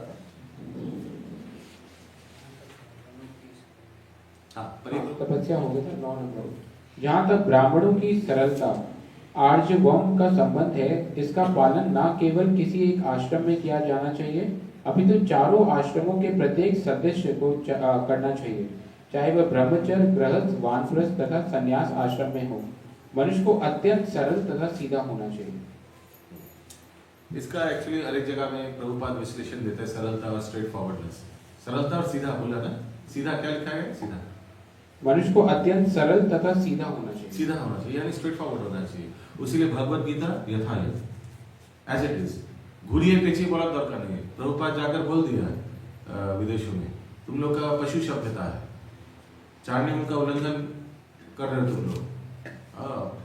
और बोल दिया वहां जाकर कि नारी को हमेशा पुरुषों का संरक्षण में रहना चाहिए, कन्या पिता के अंडर. ऐसा पूरा बोल दिया उधर जाकर. तो वहाँ बोला नहीं, चौल बेना ये हम लोग लिबरेटेड है, हम लोग इंडिपेंडेंट है, मतलब इसीलिए तुम्हारा दुर्गति है. ऐसे करके एकदम straightforward as it is. ऐसा नहीं कि डर डर के साधु नहीं. फिर प्रभुपाद ने जैसा दिया शास्त्र को वैसे ही प्रभुपाद ने सबको दिया. प्रभुपाद वहाँ जाकर नहीं, हम धोती कुर्ता पहन जाएंगे तो फिर हमको क्या स्वीकार करेगा, हम शर्ट पैंट पहन के जाते ऐसे करके नहीं. जैसा है वैसे ही एज इट इज प्रभुपाद ने दिया, है ना. इस पर वो उसको बोलते हैं सरलता and simplicity and straight forwardness. Purity is the force. हाँ, इस प्रसंग में उसे मैं भागवत महाराज का श्रवण सुना था. महाराज बताया कि एक सत्य घटना है. एक साधु इंडिया से भारतवर्ष से गया, तो वहाँ पाश्चात्य देश में बहुत नूड क्लब होता है. नूड क्लब, वहाँ लोग बिना निर्वस्त्र वो क्या डांस वांस करते हैं सब सारा रात. एनीवेज, तो वहाँ कोई किसी पॉलिटिशियन ने बोला कि यहाँ भी प्रवचन दीजिए, साधु आ रहा है भारतवर्ष से. तो जो वो क्लब का जो मैनेजर था वो सब अपना मेंबर्स लोग को बोला, प्लीज कल भारतवर्ष इंडिया से एक साधु आ रहा है, प्लीज आप लोग प्रॉपर वस्त्र पहन के आइएगा और हम लोग सब प्रवचन सुनेंगे. ठीक है, वेरी गुड. इंडिया से भारत बहुत very high regard for Bharatvarsh से साधु आ रहे. ठीक है, तो साधु आ रहे. साधु सोच रहे हैं, अभी ये थोड़ा उतना ज्ञान ठीक नहीं था इनका. ये सोचा, ये साधु सोचा मैं जा रहा हूँ कोई विदेश में, तो वहाँ कैसा लोग रहेगा, और ये तो हम ये नूड क्लब में जा रहे हैं, तो वहाँ तो सब निर्वस्त्र हैं, तो हमको भी उन लोग के जैसा होकर के जाना चाहिए. हरे कृष्ण. तो साधु भी बिना वस्त्र निर्वस्त्र होकर सोचा वो जाकर मैं उधर प्रवचन, ये महाराज बता रहे थे प्रवचन में. तो बेचारा वो निर्वस्त्र गया और वहाँ सब वस्त्र पहन के, अच्छा भारत वर्ष से साधु आ रहा है, सब एकदम रेडी होकर तैयार होकर बैठा. और सोच सकते हैं आप जब वो साधु घुसा तो क्या हुआ होगा. हाँ, तो ऐसे ही प्रभुपाद ऐसे कॉम्प्रोमाइज नहीं किया. प्रभुपाद अब धोती कुर्ता जैसे तिलक वैसे कंठीमाला वही पहन के, जो ऐसा नहीं कि वहाँ कुछ अलग कीर्तन करके, नहीं, हरिनामी कीर्तन किया टॉम किंसन स्क्वायर बैठकर. ऐसा नहीं कि कुछ इंग्लिश गाना गाते हैं सबको आकर्षण करने के लिए, नहीं, करताल मृदंग ही यूज किया. ठीक है, वो गिटार बिटार वो उन लोग लाया, प्रभुपाद ने नहीं बजाया. वो सब प्रभुपाद ने करताल मृदंग ही बजाया, हारमोनियम बजाया, है ना. भारतीय जो वाद्य है वही यूज किया. तो ये है स्ट्रेट फॉरवर्डनेस. स्ट्रेट फॉरवर्डनेस का प्रभुपाद कहीं बताते हैं, presenting the scriptures as it is. ये है स्ट्रेट फॉरवर्डनेस. कोई नाक को ऐसे पकड़ने का, ऐसे घुमा फिरा करने. यस, आगे 10 नंबर अहिंसा. अहिंसा का अर्थ है किसी जीव के प्रगतिशील जीवन को ना रोकना.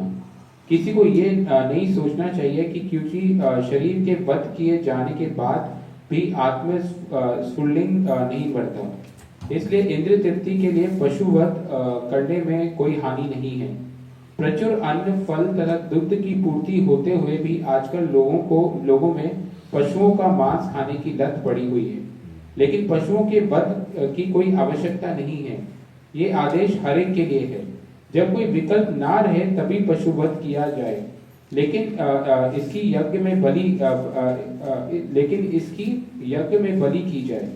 जो भी हो, जब मानवता के लिए प्रचुर भोजन हो, तो जो लोग आध्यात्मिक साक्षात्कार में प्रगति करने के इच्छुक हैं, उन्हें पशु हिंसा नहीं करनी चाहिए।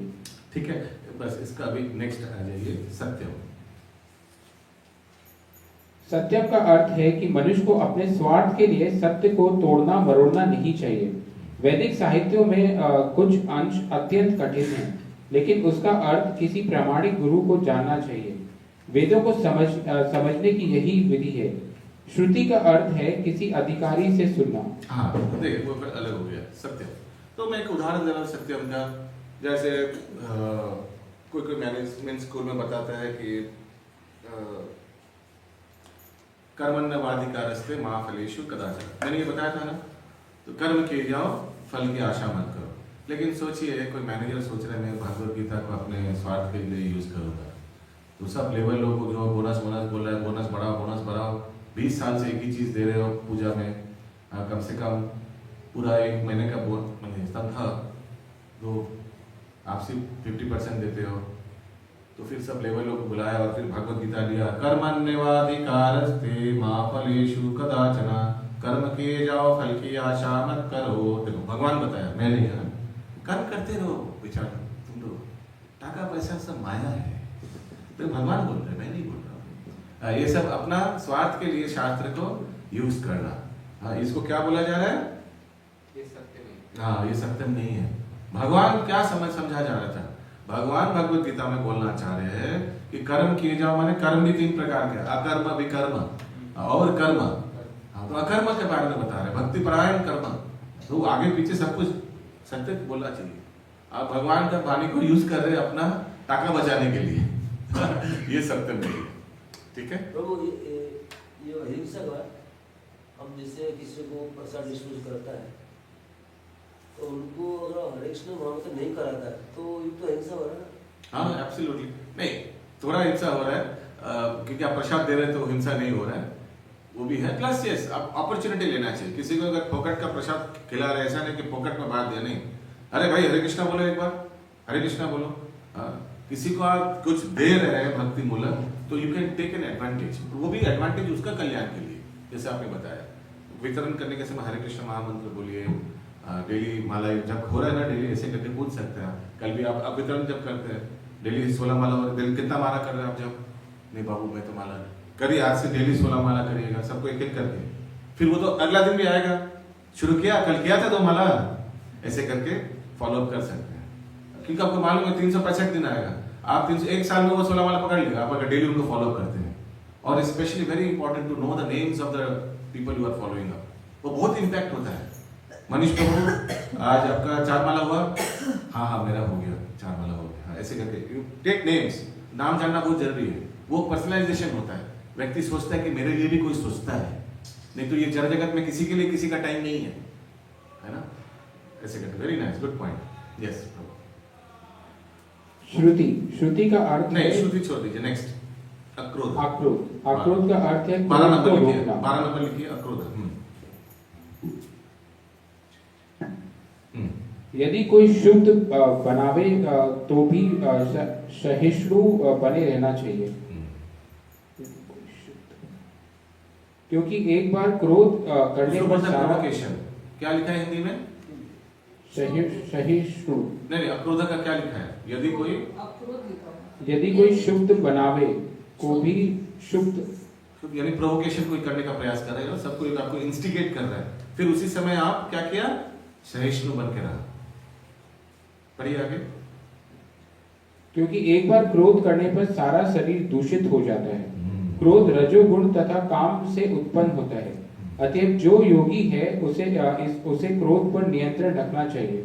इस प्रसंग में एक बार भगवान बुद्धदेव का एक बहुत सुंदर लीला आता है। भगवान बुद्धदेव एक जगह बैठ के भगवान का नाम ले रहा था, बुद्धं शरणं गच्छामि, ऐसे भगवान दश अवतार में आता है ना बुद्धदेव।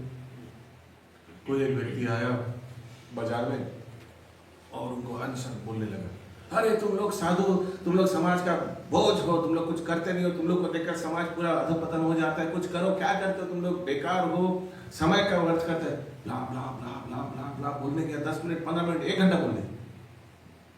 लेकिन भगवान बुद्धदेव बुद्धम शरणम गच्छामि, ऐसे करके ध्यान करा था। बहुत बोला, फिर क्या किया, लोग टायर्ड हो जाते फिर चला ही गया, कोई फायदा नहीं बोल कर चला। जब जा रहा था तब उनको बोला सुनिए, फाइनली कुछ बोला तो बोल के देखा यार, बोलिए साधु। बोला देखो, अगर तुम किसी को कोई उपहार देना चाह रहे हो, कोई सोचिए आप किसी को उपहार देना चाह रहे हैं और वो उपहार स्वीकार नहीं करता है, तो उस उपहार का क्या होता है? उसी के पास रह जाता है। तो उसी के पास रह जाता है। वो बोला तुम इतना उपहार मेरे को देने का प्रयास किया पिछले 1 घंटा, अब मैं तो कुछ स्वीकार नहीं किया, कोई मेरे तरफ से कुछ उसका स्वीकार नहीं था, तो वो गुस्सा किस पे कहाँ पे रह गया? तुम्हारे पे ही रह गया। तो फिर वो साधु समझा, सही बोल रहे हैं आप, ये साधु का, साधु सिद्धांत देगा, साधु ये सब जगह का कर्म में फंसेगा नहीं। वो बोलेगा कि समाज में जो कर रहा है सब तुम भी करो, उसे नहीं, इज नॉट। फिर वो साधु कैसे हो? साधु समाज को शिक्षा देने का, खुद को शिक्षा देने का, उसके लिए टका दरकार नहीं, वो नहीं खा के रह जाएगा, उसको भगवान का दिया हुआ चीज को लेकर ही वो रह जाएगा। यस, आगे अपैशुनम का अर्थ है, 15 नंबर है, सॉरी 13 नंबर, 13 नंबर, अपैशुन्ना शायद 15 नंबर है, थोड़ा आगे पीछे हो गया, कुछ चीजों का नहीं दिया हुआ है, पढ़ने से पता चलेगा। 15 नंबर क्या है अनुवाद में? पढ़िए, अनुवाद में 15 नंबर क्या है? मैंने लिखवाया था, छिद्रवेशन में अरुचि, यानी दूसरे का फॉल्ट फाइंडिंग नहीं करना, दूसरे का नेगेटिव नहीं देखना। अभी पढ़िए, अपैशुन्यम। अपैशुन्यम का अर्थ है किसी कि दूसरे के दोषों को दोष ना निकालें और व्यर्थ ही उन्हें सही ना करें। निसंदेह चोर को चोर कहना छिद्रवेशन नहीं है, लेकिन निष्कपट व्यक्ति को चोर कहना उस व्यक्ति के लिए परम अपराध होगा जो आध्यात्मिक जीवन में प्रगति करना चाहता है।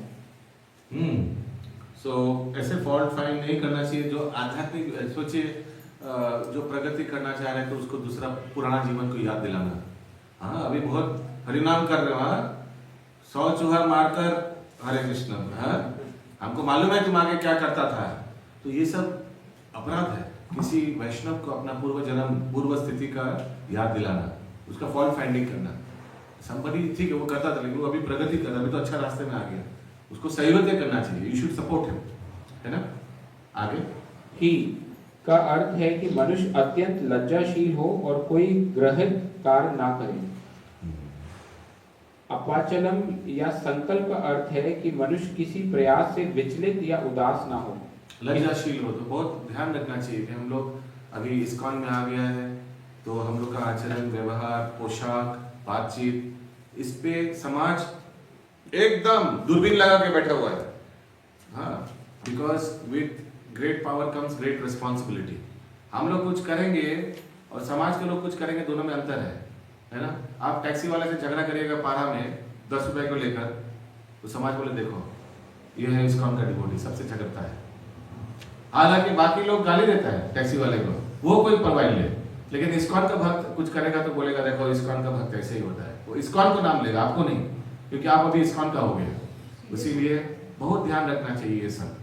बोलेगा नहीं नहीं निर्लज्ज होकर खुल्लम खुल्ला मारो गाली, मारो झगड़ा, नहीं, प्रभुपाद के ऊपर जाएगा ये सब। समझ रहे हैं आपने क्या बोल रहा हूँ? इसीलिए we should be very careful how we deal in public. Yes, अभी आप आगे बचपन में हाफ पैंट पहन के घूमते थे पारा में इधर उधर, लेकिन आप इस्कॉन का डिवोटी हो गया। अभी हाफ पैंट पहन के बड़ा हो गया, आप घूम रहे हैं इधर, लोग बोलेगा तो अभी हाफ पैंट पहन के अभी फिर धोती पहन के बाहर जाएगा। ये सब ऑब्जर्व होता है, बता रहा हूँ, भक्त लोग को ज्यादा रेडर में लगता है बाहर का लोग। ये सब कुछ पूछ रहे थे, कितना नंबर आ गया? मैं तो बोला ये अपैशुन्यम, ये जो है अपैशुनम, ये 15 नंबर है, फाइन फोल्डिंग। री हो गया 19 नंबर। अभी अचापालम, मैं इसीलिए इसको टाइम दे रहा हूं क्योंकि बाकी श्लोक आप लोग खुद भी पढ़ सकते हैं। ये श्लोक भक्तों का गुण 26 गुण मोस्ट इंपॉर्टेंट है ये अध्याय में। इस अध्याय में इस श्लोक में सबसे महत्वपूर्ण है 26 गुण of devotees, 26 qualities of devotees. Yes, अचापालम। अचापलम यह संकल्प का अर्थ है कि मनुष्य किसी प्रयास से विचलित या उदास ना हो। किसी प्रयास में भले ही असफलता क्यों ना मिले, किंतु मनुष्य को उसके लिए खिन्न नहीं होना चाहिए उसे धैर्य तथा संकल्प के साथ प्रगति करनी चाहिए। हाँ, सोचिए भक्ति शास्त्र में पास नहीं हो पाया और क्या होगा और नहीं दे, ऐसे नहीं करना चाहिए। नहीं हुआ तो नहीं हुआ, फिर से परीक्षा दे दीजिए, फिर से ले सकते हैं, फिर से दीजिए, आगे बढ़िए।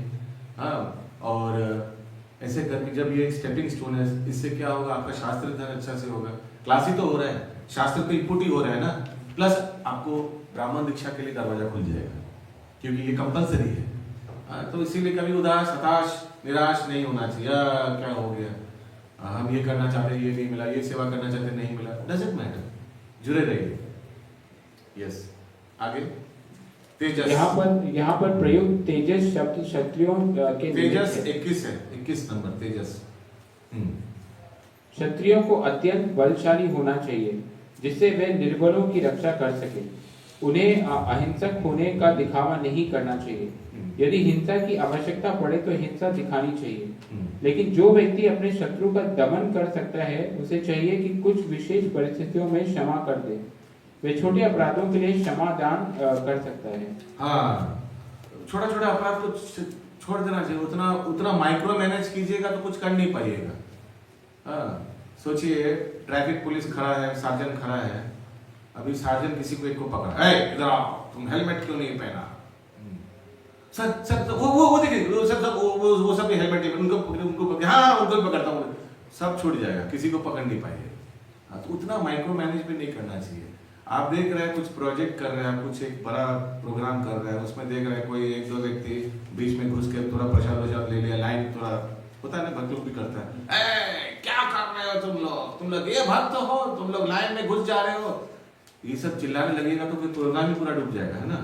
तो कुछ चीज नजरअंदाज करना चाहिए, वो भी एक कला है।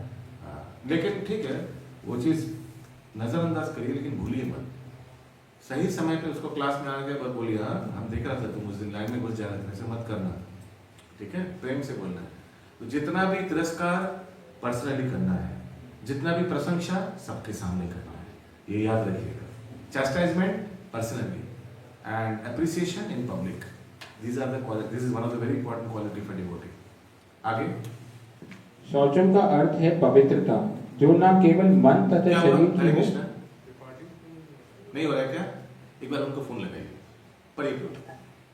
शौचम का अर्थ है पवित्रता, जो न केवल मन तथा शरीर ये 24 नंबर है। हाँ, ले शौचम 24 नंबर है। अपितु व्यवहार में भी हो। यह विशेष रूप से वाणिक वर्ग के लिए है। उन्हें चाहिए कि वे काला बाजारी ना करें। नया डेफिनेशन आया शौचम का कि गलत कार्य करना। शौचम, हाँ सोचिए गलत कार्य का अर्थ है क्या? आप व्यापार में बोलेंगे कि ये 10 रुपए में खरीदा, मैं आपको 12 में बेच रहा हूँ, बोल दीजिएगा क्या? नहीं, उतना भी सत्यता नहीं होना चाहिए। अरे 10 रुपए सर बाबू हमने ये 5 रुपए में मैंने 10 रुपए में खरीदा और आपको सिर्फ 11 में दे रहा हूँ, सिर्फ 1 रुपया प्रॉफिट है, वो सब चलता है बिजनेस में, वो शौचम, दैट इज ओके। लेकिन ऐसा नहीं करना चाहिए।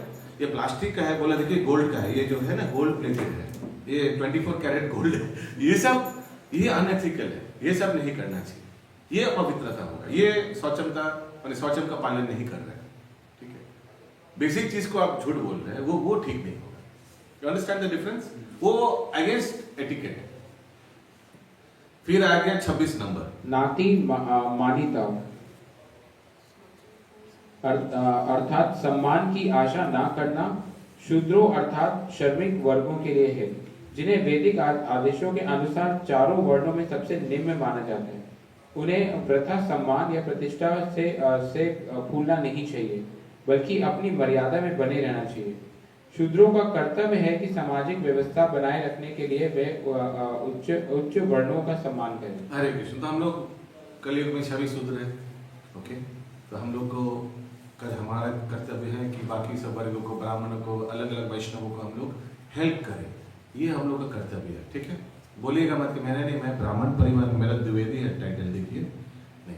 कलयुग में सब शूद्र है, सब भगवान का दास है, दासी रहेगी, और भक्तों का तो 100% दास है, क्योंकि भगवान खुद बताते हैं जो मेरा दास वो मेरा दास नहीं है, जो मेरा भक्तों का दास है वो एक्चुअली मेरा दास है, ठीक है। Yes, last paragraph. यहाँ पर वर्णित 2600 गुण दिव्य हैं। वर्ण आश्रम धर्म के अनुसार इसका आचरण होना चाहिए। सारांश ये है कि भले ही भौतिक परिस्थितियां शोचनीय हों, यदि सभी वर्णों के लोग इन गुणों का अभ्यास करें तो वे क्रमशः आध्यात्मिक अनुभूति के सर्वोच्च पद तक उठ सकते हैं। वेरी वेरी इंपॉर्टेंट ये 26 गुण। ओके, अभी हम लोग सिर्फ अनुवाद पढ़ेंगे। चौथा नंबर कंटिन्यू। ये सत्यभामा माता जी को दीजिए। दम्भो दर्पो अहिं अभिमानश्च क्रोध पौरुषमेव च अज्ञानं चाभिजातस्य पार्थ संपादमासुरीम्। अनुवाद। हे प्रजापुत्र, दम्भ, दर्प, अभिमान, क्रोध, कठोरता तथा अज्ञान ये असुरी स्वभाव वाले के गुण हैं। ओके, ठीक है। अभी से अनुवाद पर ये सब मोस्टली हम लोग डील कर चुके हैं। 26 क्वालिटी देखा तो सब। देवी संपद विमोक्षाय निबंधाय सुरीमत आसुच संपदं देवीं अभिज्ञातोऽसि पांडव। कंटिन्यू माता जी। दिव्य गुण मोक्ष के लिए अनुकूल है और आसुरी गुण संबंध दिलाने के लिए है। हे पांडुपुत्र, तुम चिंता मत करो, क्योंकि तुम देवी गुणों से युक्त होकर जन्मे हो।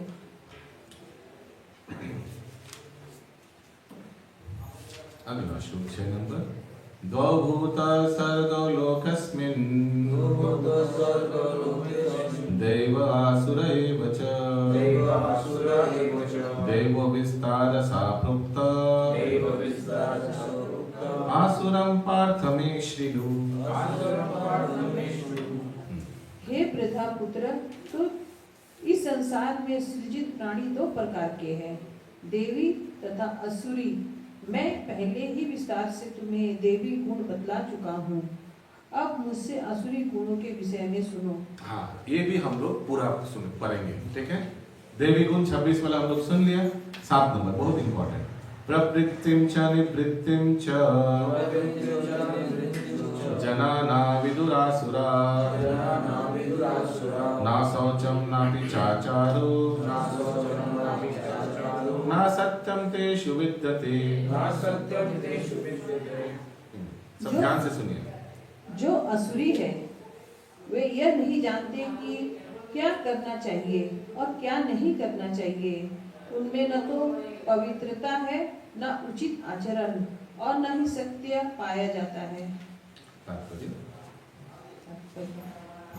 प्रत्येक सभ्य मानव समाज में कुछ आचार संहिताएं हैं जिनका प्रारंभ से पालन करना होता है। विशेषतया आर्यगण जो वैदिक सभ्यता को मानते हैं और अत्यंत सभ्य माने जाते हैं, इसका पालन करते हैं, किंतु जो शास्त्रीय आदेशों को नहीं मानते वे असुर समझे जाते हैं। इसलिए यहाँ पर कहा गया है कि असुर गण न तो शास्त्रों के नियम को जानते हैं, न उनमें से इनके पालन करने की प्रवृत्तियाँ पाई जाती है। उनमें से अधिकांश इस नियमों को नहीं जानते और थोड़े से जो लोग भी हैं उनमें इन्हें पालन करने की प्रवृत्तियाँ नहीं होती। उनमें न तो वैदिक आदर्शों में कोई श्रद्धा होती है, न ही उसके अनुसार कार्य करने के इच्छुक होते हैं। असुर गण तो बाहर से न भीतर से स्वच्छ होते हैं। मनुष्य को चाहिए कि स्नान करके दंत मंजन करके। देखिए, तो दो प्रकार का स्वच्छता, एक है इंटरनल और एक है एक्सटर्नल। एक्सटर्नल माने शरीर का। तो शरीर का स्वच्छता में क्या क्या है देख लीजिए। मनुष्य को चाहिए स्नान करके दंत मंजन करके बाल बनाकर वस्त्र बदलकर शरीर को स्वच्छ रखे। जहाँ तक आंतरिक स्वच्छता की बात है, मनुष्य की चाहिए कि वह सदैव ईश्वर के पवित्र नामों का स्मरण करे और हरे कृष्ण महामंत्र का कीर्तन करे। अनुसरण गण बाह्य तथा आंतरिक स्वच्छता के इस अनुसरण में असुर गण बाह्य तथा आंतरिक स्वच्छता के इस नियमों को न चाहे तो इसका पालन ही करे। तो जब भी वो भी उन लोग को करते ही नहीं, अंदर का आंतरिक स्वच्छता, जो काम क्रोध लोभ मोह मत मात्सर्यता को साफ कर सकता है वो भी नहीं करता है। और देखिए असुरगण जो है वो स्नान वान ये सब कुछ अपने को साफ भी नहीं रखते, ऐसे ही है उन लोग का। यस, लेकिन जो वैष्णव है, जो ब्राह्मण है, वो 3 बार स्नान करता है, अपने आप को स्वच्छता रखता है। ये क्यों हो सकता है कि ये शरीर मंदिर जैसा है। क्यों मंदिर जैसा है शरीर? हाँ, इसमें परमात्मा है, ठीक ना। तो मंदिर किसको बोले? जहाँ भगवान रहते हैं, तो भगवान निवास करते हैं शरीर में परमात्मा रूप में। तो मंदिर का हम लोग साफ करते हैं ना, आप देखिएगा मंदिर कितना साफ रहता है। और वैसे ही शरीर को भी साफ रखना चाहिए, should be neat and clean. कोई की बोलता वैसे हम तो भगवान बात करते हैं, भगवान क्या संघर्ष है? क्या क्या हम तो बोलो भगवान है, हम लोग भगवान नहीं मंदिर जाना जरूरी नहीं, हम भगवान यहाँ है। हाँ, भगवान यहाँ तो है, हृदय में है परमात्मा, सही बोल रहे हैं। मंदिर नहीं जाना हमको। और मंदिर नहीं जाना है तो मंदिर नहीं जाए, मंदिर आपका शरीर मंदिर है। तो आइए आरती करते आपका शरीर को आग लगा दीजिएगा डायरेक्ट। तो मूर्खता है, भगवान है मंदिर ये है, ये क्या हंसेगा लोग, अज्ञानता है। आप अपना शरीर को मंदिर बोल रहे हैं और आप नॉनवेज खा रहे हैं। मंदिर में तो नॉनवेज नहीं होता है, प्याज लहसुन नहीं चढ़ता है, चाय नहीं चलता है, तंबाकू नहीं चढ़ता है। ऐसे बोल के उनको निकार कर सकते हो, खंडन कर सकते हो उसको, बोलिए। यस, आगे। जहाँ तक आचरण की बात है, मानव आचरण का मार्गदर्शन करने वाले अनेक विधि विधान हैं। जैसे मनु संहिता में जो मानव जाति का अधिनियम है कि जहाँ तक कि आज भी सारे हिंदू मनु संहिता का ही अनुगमन करते हैं। हाँ, ये मनु संहिता से कॉन्स्टिट्यूशन लॉज वगैरह सब कुछ आया है। अभी आपको मालूम होगा कि जो रिसेंटली हमने सुना, वो आईपीसी जो है वो चेंज हो गया। आईपीसी नहीं बोला जाता, उसको क्या बोला जाता है? नया संहिता ना क्या, अकॉर्डिंग टू भारतीय न्याय संहिता। हाँ, बीएनएस हो गया, आईपीसी नहीं बोलते और इंडियन पिनल कोड नहीं बोलते। और देखा आप लोग ने? तो ये सब मनु संहिता, इसी से सब कॉन्स्टिट्यूशन बना हुआ। कॉन्स्टिट्यूशन का रूल्स एंड रेगुलेशन सिर्फ हम लोग का नहीं, हम लोग से चुराया गया, बाकी देशों का भी वही इसी से आया है। ठीक है, मनु संहिता से। आगे इसी ग्रंथ से उत्तराधिकार तथा अन्य विधि संबंधी बातें ग्रहण की जाती है। मनु संहिता में स्पष्ट कहा गया है कि स्त्री को स्वतंत्रता न प्रदान की जाए। इसका अर्थ यह नहीं है कि स्त्रियों को दासी बनाकर रखा जाए, ये तो बालकों के समान है। बालकों को स्वतंत्रता नहीं दी जाती है, लेकिन इसका अर्थ यह नहीं है कि दास बनाकर रखे जाते हैं। कोई माता जी भी पूछी थी प्रभु से कि ये क्यों किया है कि स्त्री को स्वतंत्रता नहीं दिया जाता है, हमेशा संरक्षण में रहना पड़ता है। इंडिपेंडेंस से मिसयूज क्यों करेगा?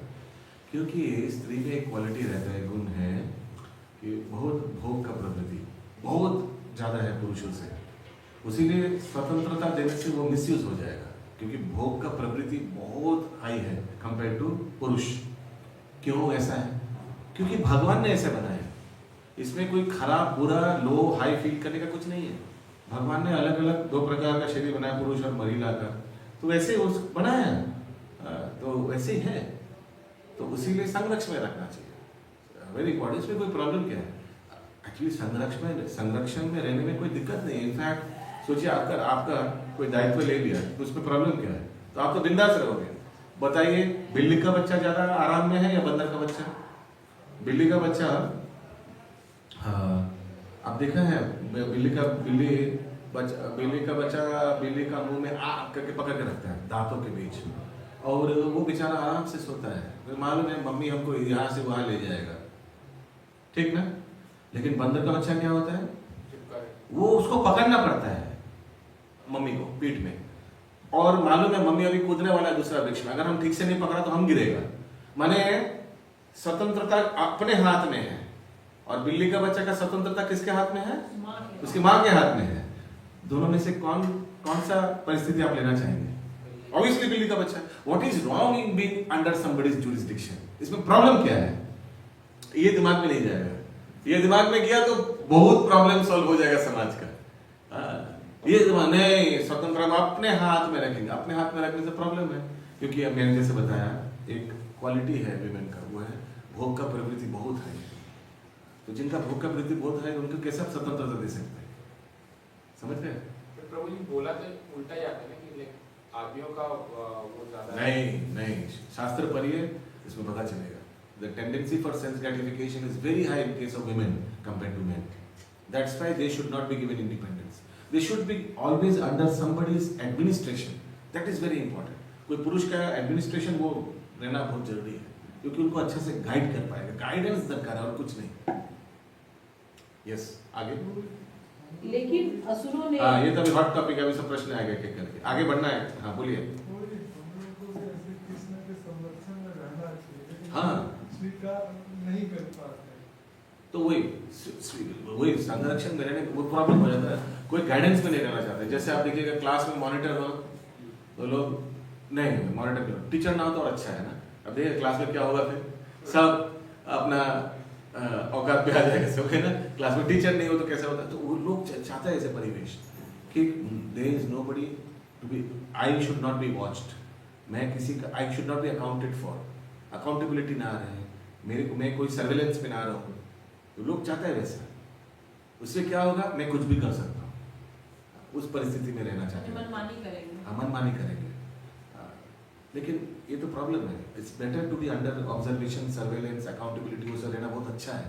उसीलिए देखिएगा हम लोग का बलदेव ग्रुप का जब साधना ग्रुप है, बहुत हार्डली कुछ लोग उसमें भरता है। बहुत जरूरी है अपना जब साधना को डेली वो आप लिख के देखिए, मेरा जब हो गया, इसका तो वही मतलब है ना, जब साधना ग्रुप, मेरा जब हो गया 16 माला, यू आर अकाउंटेबल। प्रभु कोई देखता नहीं, कुछ बोलता नहीं, डजंट मैटर, आप तो देखते हैं, यू आर अकाउंटेबल ना। वो ग्रुप तो इसीलिए बनाया गया है ना, डालिए। नहीं तो सत्य बात बताओ, रिकॉर्ड हो रहा है, हालांकि जानना चाहिए सबको। बहुत दीक्षित भक्त भी है, बहुत यूज किया मैंने वर्ड, जो 16 माला जब नहीं करता है। लिख लीजिए। अदीक्षित तो छोड़ ही दीजिए, लेकिन बहुत दीक्षित भक्त भी है जो डेली 16 माला नहीं करता है। ओके, सत्य बात है।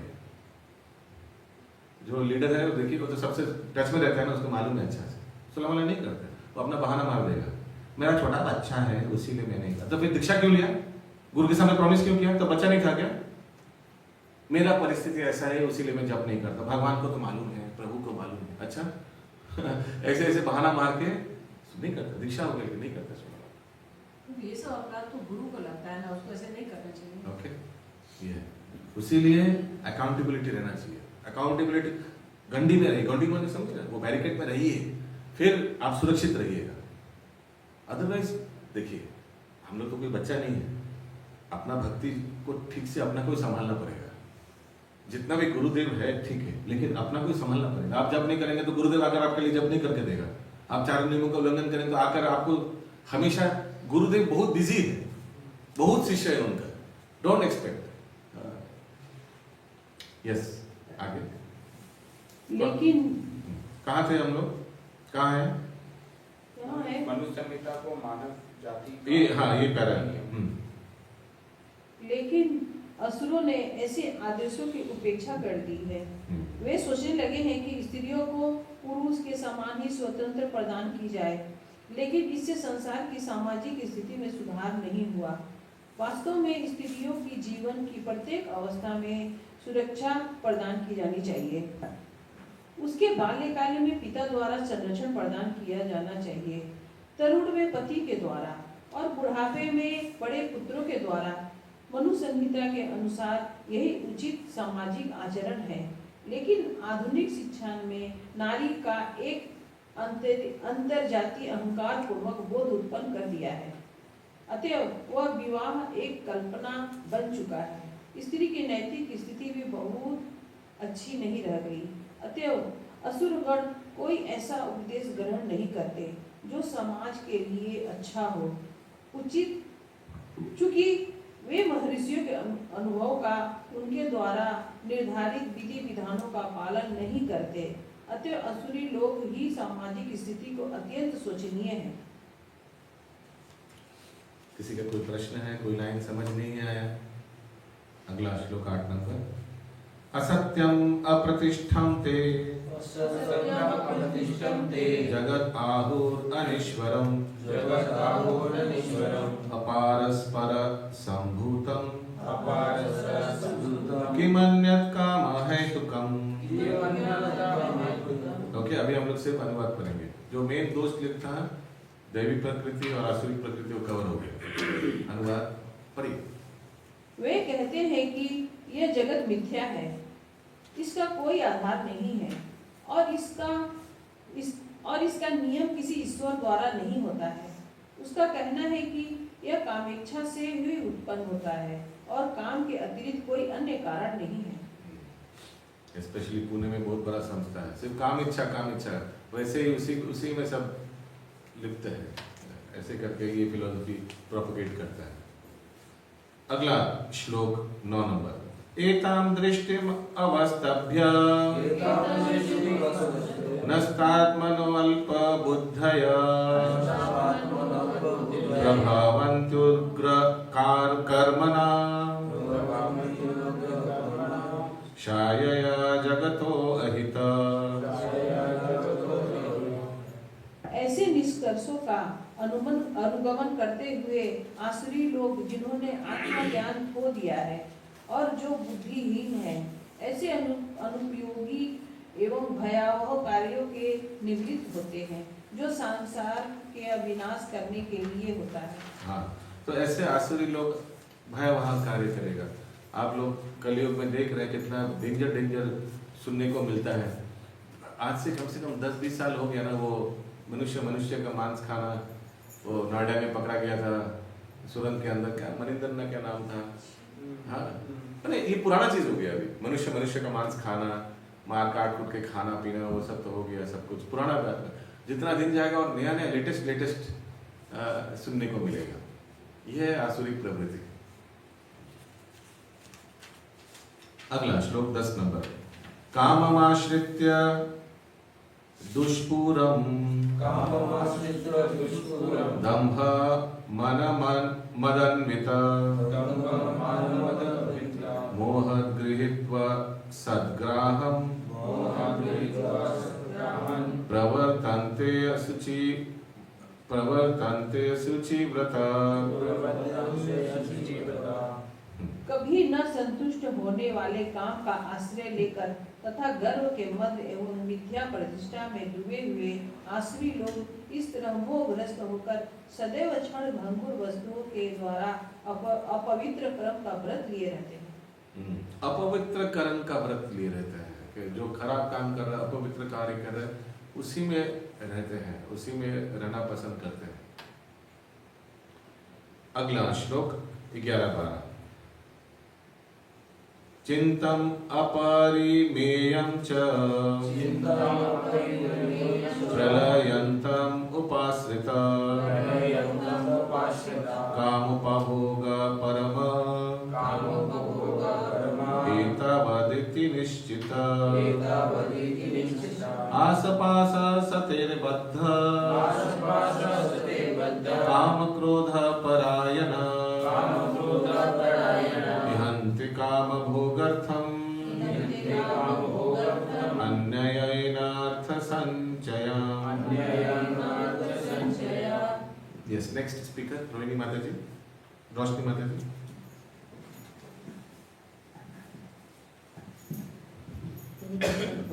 असुर लोगों के बारे में बोला जा रहा है।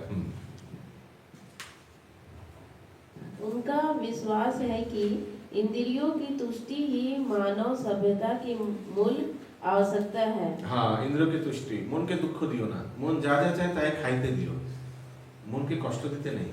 सुना है आपने ये सब बहुत बार। आगे इस प्रकार मरण काल तक उनको अपार चिंता होती रहती है। वे लाखों इच्छाओं के जाल में बंद कर तथा काम और क्रोध में लीन होकर इंद्रिय तृप्ति के लिए अवैध ढंग से धन संग्रह करते हैं। 2 नंबरी टका होगा, क्योंकि इंद्रिय तृप्ति करेगा ज्यादा। लेकिन साधु लोगों का ये सब दरकार नहीं है 2 नंबर टका, क्योंकि उनका डिमांड बहुत कम है। जिनका डिमांड कम है वो क्यों फालतू 2 नंबरी बिजनेस करेगा। एंग्जाइटी रहेगा कि कल 2 नंबरी पकड़ा गया तो अपना मान सम्मान चला जाएगा, है ना, इज्जत चला जाएगा, वो ज्यादा इंपॉर्टेंट है। और कुछ भी साधु लोग का इज्जत बहुत इंपॉर्टेंट है, क्योंकि तुरंत पहले साधु का नाम से आगे संस्था का नाम लिया जाएगा, ठीक ना। अगला श्लोक 13 से 15। इदं माद्य मया लब्धम् इमं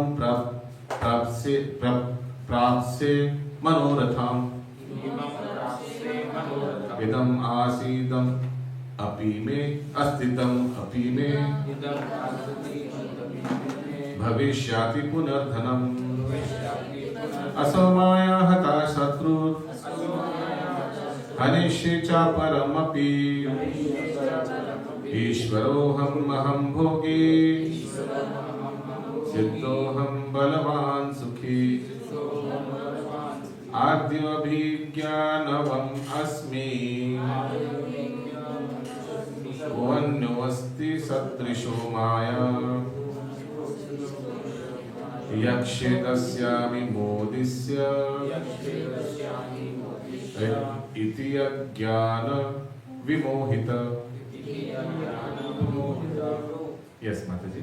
आसुरी व्यक्ति सोचता है आज मेरे पास इतना धन है और अपनी योजनाओं से मैं और अधिक धन कमाऊंगा। इस समय मेरे पास इतना है किंतु भविष्य में यह बढ़कर और अधिक हो जाएगा।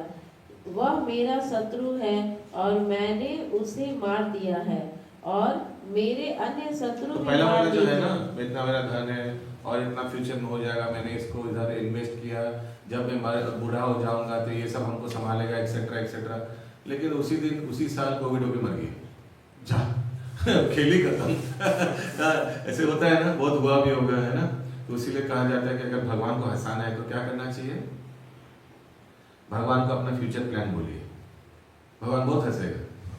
भगवान को हंसाना है, कॉमेडी बनना है तो भगवान के सामने अपना फ्यूचर प्लान बोलिए, मैं अभी ये कर रहा हूँ, फिर ये करूंगा, फिर ये करूंगा, फिर वो करूंगा। भगवान बोले ये तो परसों ही जा रहा है। हरे कृष्ण। यस, आगे।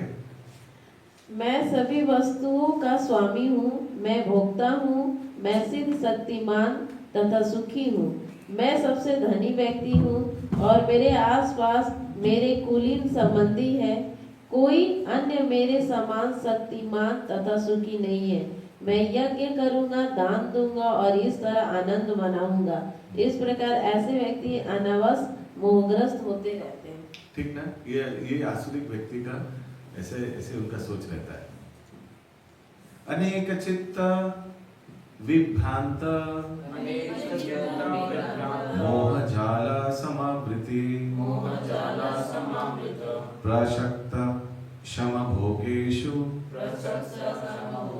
पतन्ति नरके असुचौ। इस प्रकार अनेक चिंताओं से उद्विग्न होकर तथा मोह जाल में बंद कर वे इंद्रिय भोग में अत्यधिक आसक्त हो जाते हैं और नरक में गिरते हैं। आत्मा संभाविता शब्द धान धान मान मदन्वित यजन्ते नाम यज्ञस्ते दम्भेना विधिपूर्वकम्। अपने को श्रेष्ठ मानने वाले तथा सदैव घमंड करने वाले, संपत्ति तथा मिथ्या प्रतिष्ठा में मोहग्रस्त लोग किसी विधि विधान का पालन न करते हुए कभी कभी नाम मात्र के लिए बड़े ही गर्व के साथ यज्ञ करते हैं। नाम मात्र के लिए बड़े ही गर्व के साथ यज्ञ करते हैं कि सबको बुलाएगा, बहुत बड़ा होम यज्ञ होगा, सब चारों ओर बैठा रहेगा देखने, अच्छा सा सीसीटीवी कैमरे, लाइव कवरेज एक्सेट्रा। वो नाम के लिए, नाम शौहरत के लिए यज्ञ करते हैं। पंडित जी को बोले, पंडित जी बोले अभी मुहूर्त नहीं, नहीं डजंट मैटर, उसको मारो बोले, अभी करो, अभी शुरू करो, अभी सब आएगा उसी समय, सबको देख रहा है। वैसे करके सब कुछ कंट्रोल करने का प्रयास करते, तो यज्ञ का कोई फल नहीं होता है। 18 नंबर, अहंकारं बलं दर्पं कामं क्रोधं च संस्मृते मामात्मा परदेहेषु प्रद्विषन्तो अभ्यसूयका। मिथ्या अहंकार, बल, दर्प, काम तथा क्रोध से मोहित होकर आसुरी व्यक्ति अपने शरीर में तथा अन्यों के शरीर में स्थित भगवान से ईर्ष्या और वास्तविक धर्म की निंदा करने लगते हैं। प्रभु जी यहाँ पे मिथ्या अहंकार बल के बाद जो दर्प है, दर्प का मतलब क्या है? प्राइड, अहंकार, स्ट्रेंथ, प्राइड लिखा है इंग्लिश में, यानी बहुत गर्व, दम्भ लिखा है क्या? दर्प, स्ट्रेंथ, प्राइड, लस्ट, दर्प का लस्ट लिखा है, काम इच्छा।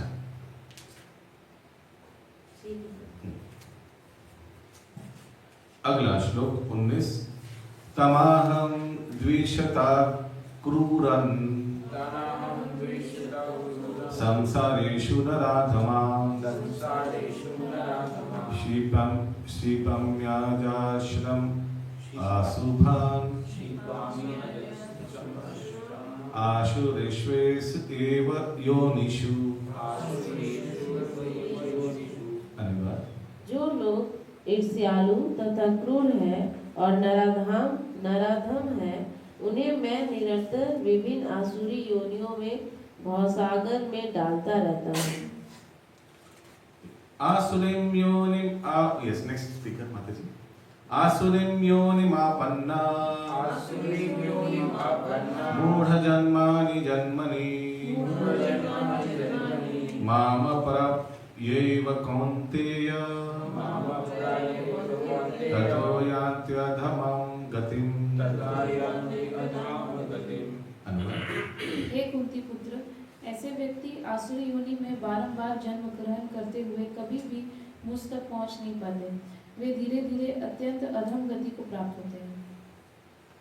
ओके, सो निम्न योनि में ऐसे 84 लाख योनि में घूमते रहते हैं अधोगति। त्रिविधं नरकायिदं द्वारं नाशनमात्मना कामक्रोध तथस्लोभ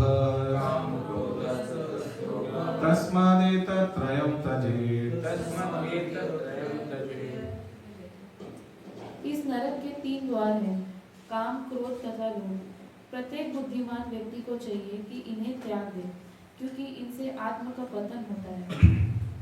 एतैर्विमुक्त कौन्तेय तमोद्वारे स्त्रीभिर्नरः आचरत्यात्मना श्रेयः ततो याति परं गतिम्।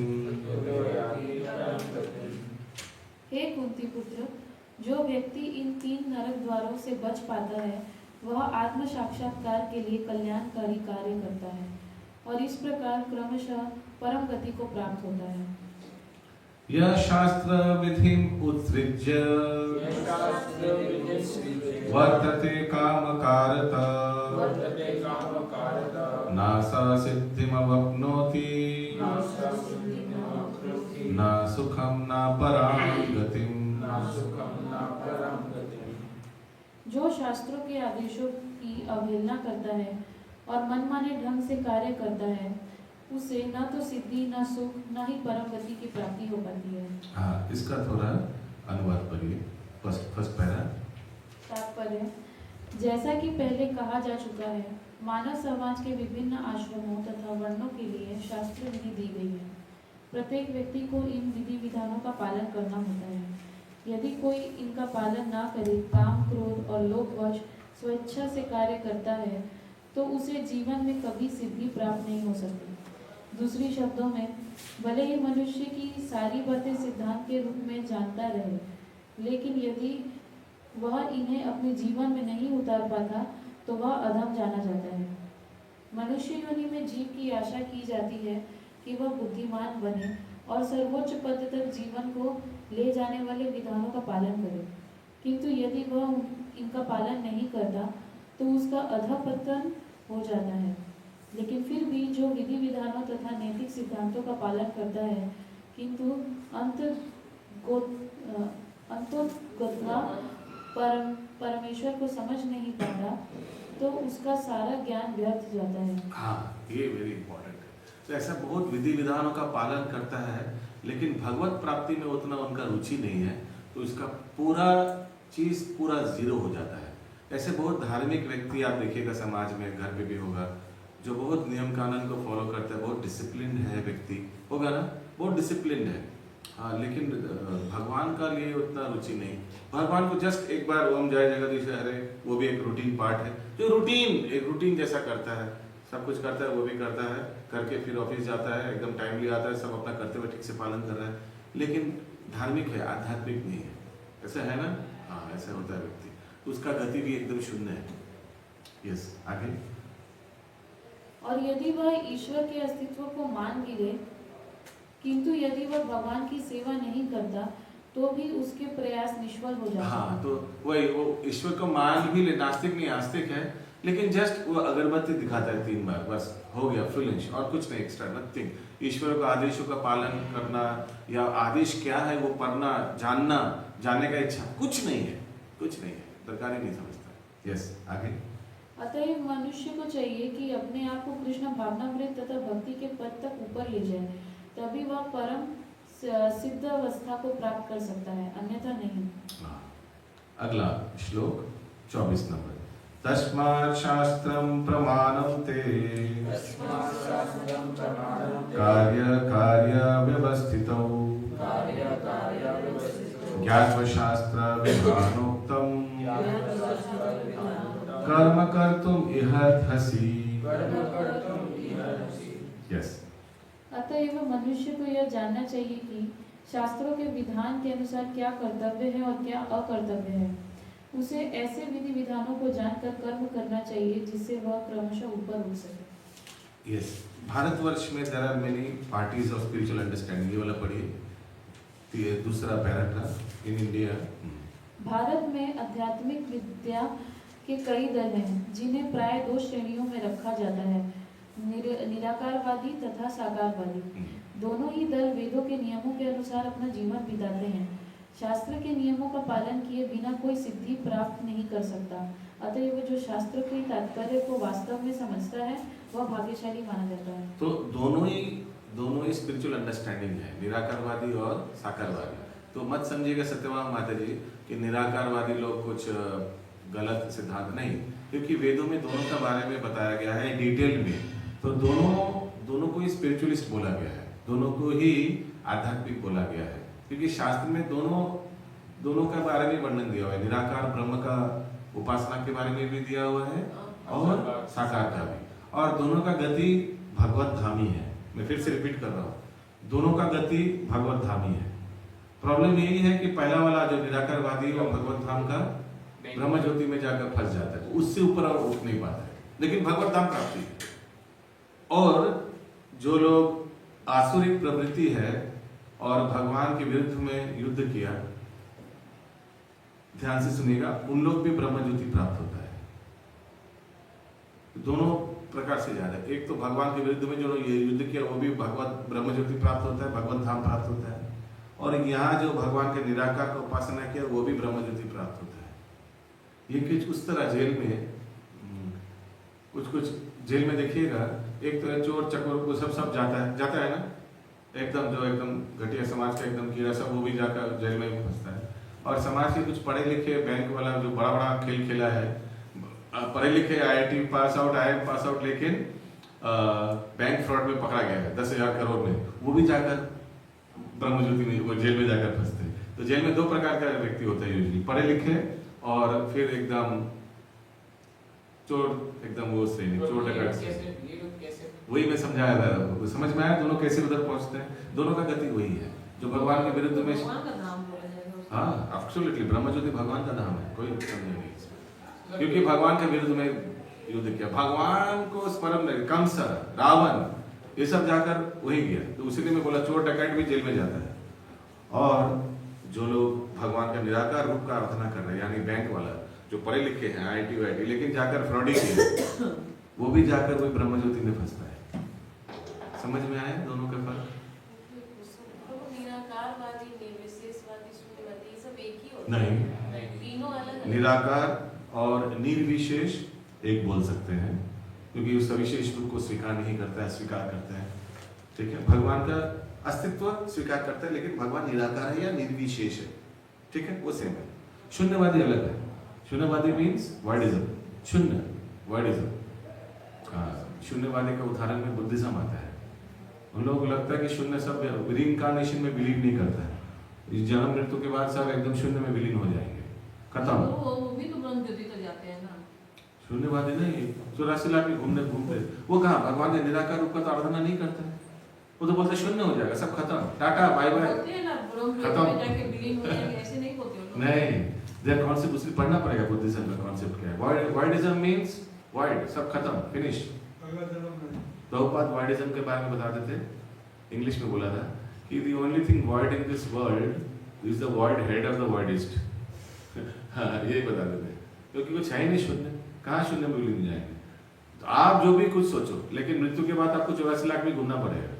आप क्या सोचो फर्क नहीं पड़ता किसी का, आप सोचते हो कि कुछ void ऐसा void में विलीन हो जाएंगे, तो दरकार नहीं कि void है, ठीक है। यस, कंटिन्यू माता जी, वो लास्ट पैराग्राफ पढ़िए। मानव समाज में समस्त पतनों का मुख्य कारण भगवत विद्या के नियमों के प्रति द्वेष है। यह मानव जीवन का सर्वोच्च अपराध है। अतएव भगवान की भौतिक शक्ति अर्थात माया त्रयतापों के रूप में हमें सदैव कष्ट देती रहती है। यह भौतिक शक्ति प्रकृति के 3 गुणों से बनी है। इसके पूर्व कि भगवान के ज्ञान का मार्ग खुले, मनुष्य को कम से कम सतोगुण तक ऊपर उठना होता है। सतोगुण तक उठे बिना वह तमो तथा रजोगुणों में रहता है, जो आसुरी जीवन के कारण स्वरूप है। हाँ, तो बहुत इंपॉर्टेंट है व्यक्ति एटलीस्ट सतोगुण तक उठे, वो बहुत फेवरेबल हो जाता है व्यक्ति, फिर भक्ति को अपनाने में बहुत फेवरेबल है। देखिए सब यूजुअली बता रहा हूँ, अभी प्रभुपाद का अलग था कि प्रभुपाद ने फिरंगियों को भी भक्ति में ले आया, जो 4 नियम का उल्लंघन करते हुए एकदम आसुरिक था।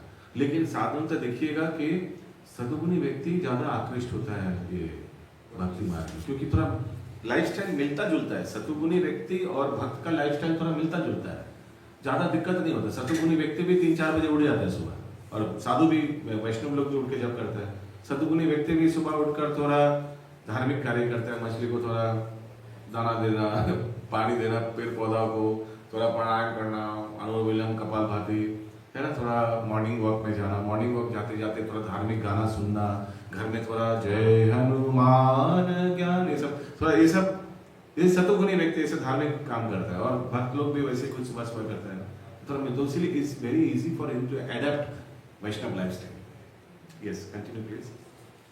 रजो तथा तमोगुणी व्यक्ति शास्त्रों, पवित्र मनुष्यों तथा भगवान के समुचित ज्ञान की खिल्ली उड़ाते हैं। वे गुरु के आदेशों का उल्लंघन करते हैं और शास्त्रों के विधानों की परवाह नहीं करते। वे भक्ति की महिमा का श्रवण करके भी उसके प्रति आकृष्ट नहीं होते। इस प्रकार वे अपनी उन्नति का अपना निजी मार्ग बनाते हैं। मानव समाज के यही कतिपय दोष है जिनके कारण आसुरी जीवन बिताना पड़ता है। किंतु यदि उपयुक्त तथा प्रामाणिक गुरु का मार्गदर्शन प्राप्त हो जाता है तो उसका जीवन सफल हो जाता है, क्योंकि गुरु उच्च पद की ओर उन्नति का मार्ग दिखा सकता है। तो अगर ऐसे आसुरिक व्यक्ति को प्रभुपाद जैसे बहुत ही स्ट्रॉन्ग गुरु प्रीचर, स्ट्रॉन्ग प्रीचर के सानिध्य मिल गया, तो ये भी एक एक्सेप्शन है, क्योंकि ऑपोजिट्स अट्रैक्ट। हाँ, एकदम आसुरिक व्यक्ति और एकदम साधु व्यक्ति, दोनों का अगर मिलन हो गया तो वो हो सकता है, वो जादू हो सकता है, हुआ भी है, हुआ भी है। तो जैसे कहते हैं ना खिल्ली उड़ाते, इसमें लिखा हुआ है, बोलते हैं ना कि हरे कृष्ण वाला लड़का सोता नहीं है, रात भर जागा तो 4 बजे भोर में संग हो जाता है। हरे कृष्ण कृष्ण कृष्ण हरे हरे, हरे राम राम राम हरे हरे। अभी हम लोग 5 मिनट थोड़ा टाइम दीजिए, हम लोग एक बार मेमोरी श्लोक एक बार सब पाठ कर लेते हैं। मेमोरी श्लोक जो है इस यूनिट 3 में, ठीक है। सब कृपया अपना मोबाइल में व्हाट्सएप ग्रुप खोलिए। कोई डाला है क्या उसमें, या देखिए पुराना वाला होगा, एक्चुअली नेटवर्क थोड़ा कम है, तो पुराना वाला खोलिए।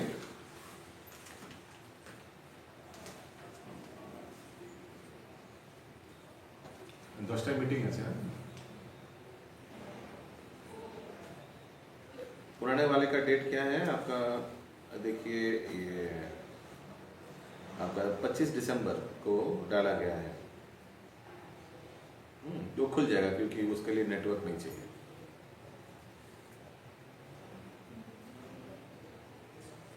ओके, सब एक साथ मिला, सबको खोले अपना, जल्दी खोलिए। 25 दिसंबर का देखिए वर्ड फाइल है, मिला। हाँ, सब एक साथ बोलिए। भगवत गीता 13.13.22 गुरु सब एक साथ। भगवत गीता 13.13.22 पुरुषं प्रकृतिस्थो हि, एक साथ सब, पुरुषं प्रकृतिस्थो हि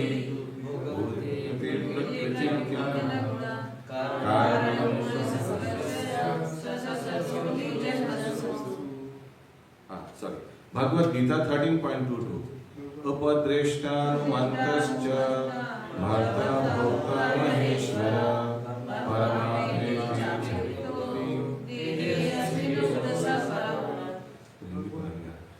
भगवत गीता 14.26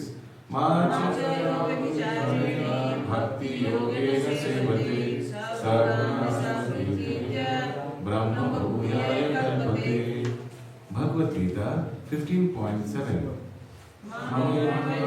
जीवलोके जीवभूता सनातना मनश्चानि इंद्रियाणि प्रकृतिस्थानि कर्षति। भगवत गीता 15.15 सन्निविष्टो मत्ता स्मृति ज्ञानमपोहनं च वेदेश सर्वमेव वेद्यो वेदान्तकृद्वेदचाहं। सब एक साथ पढ़िए। भगवद गीता 18.54 ब्रह्मभूत प्रसन्नात्मा न शुचति न कांक्षति सर्वेषु भूतेषु मद्भक्ति लभते पराम्। भगवद गीता 18.55 भक्त्या माम विजानाति यावश्चास्मि तत्त्वतः तमेव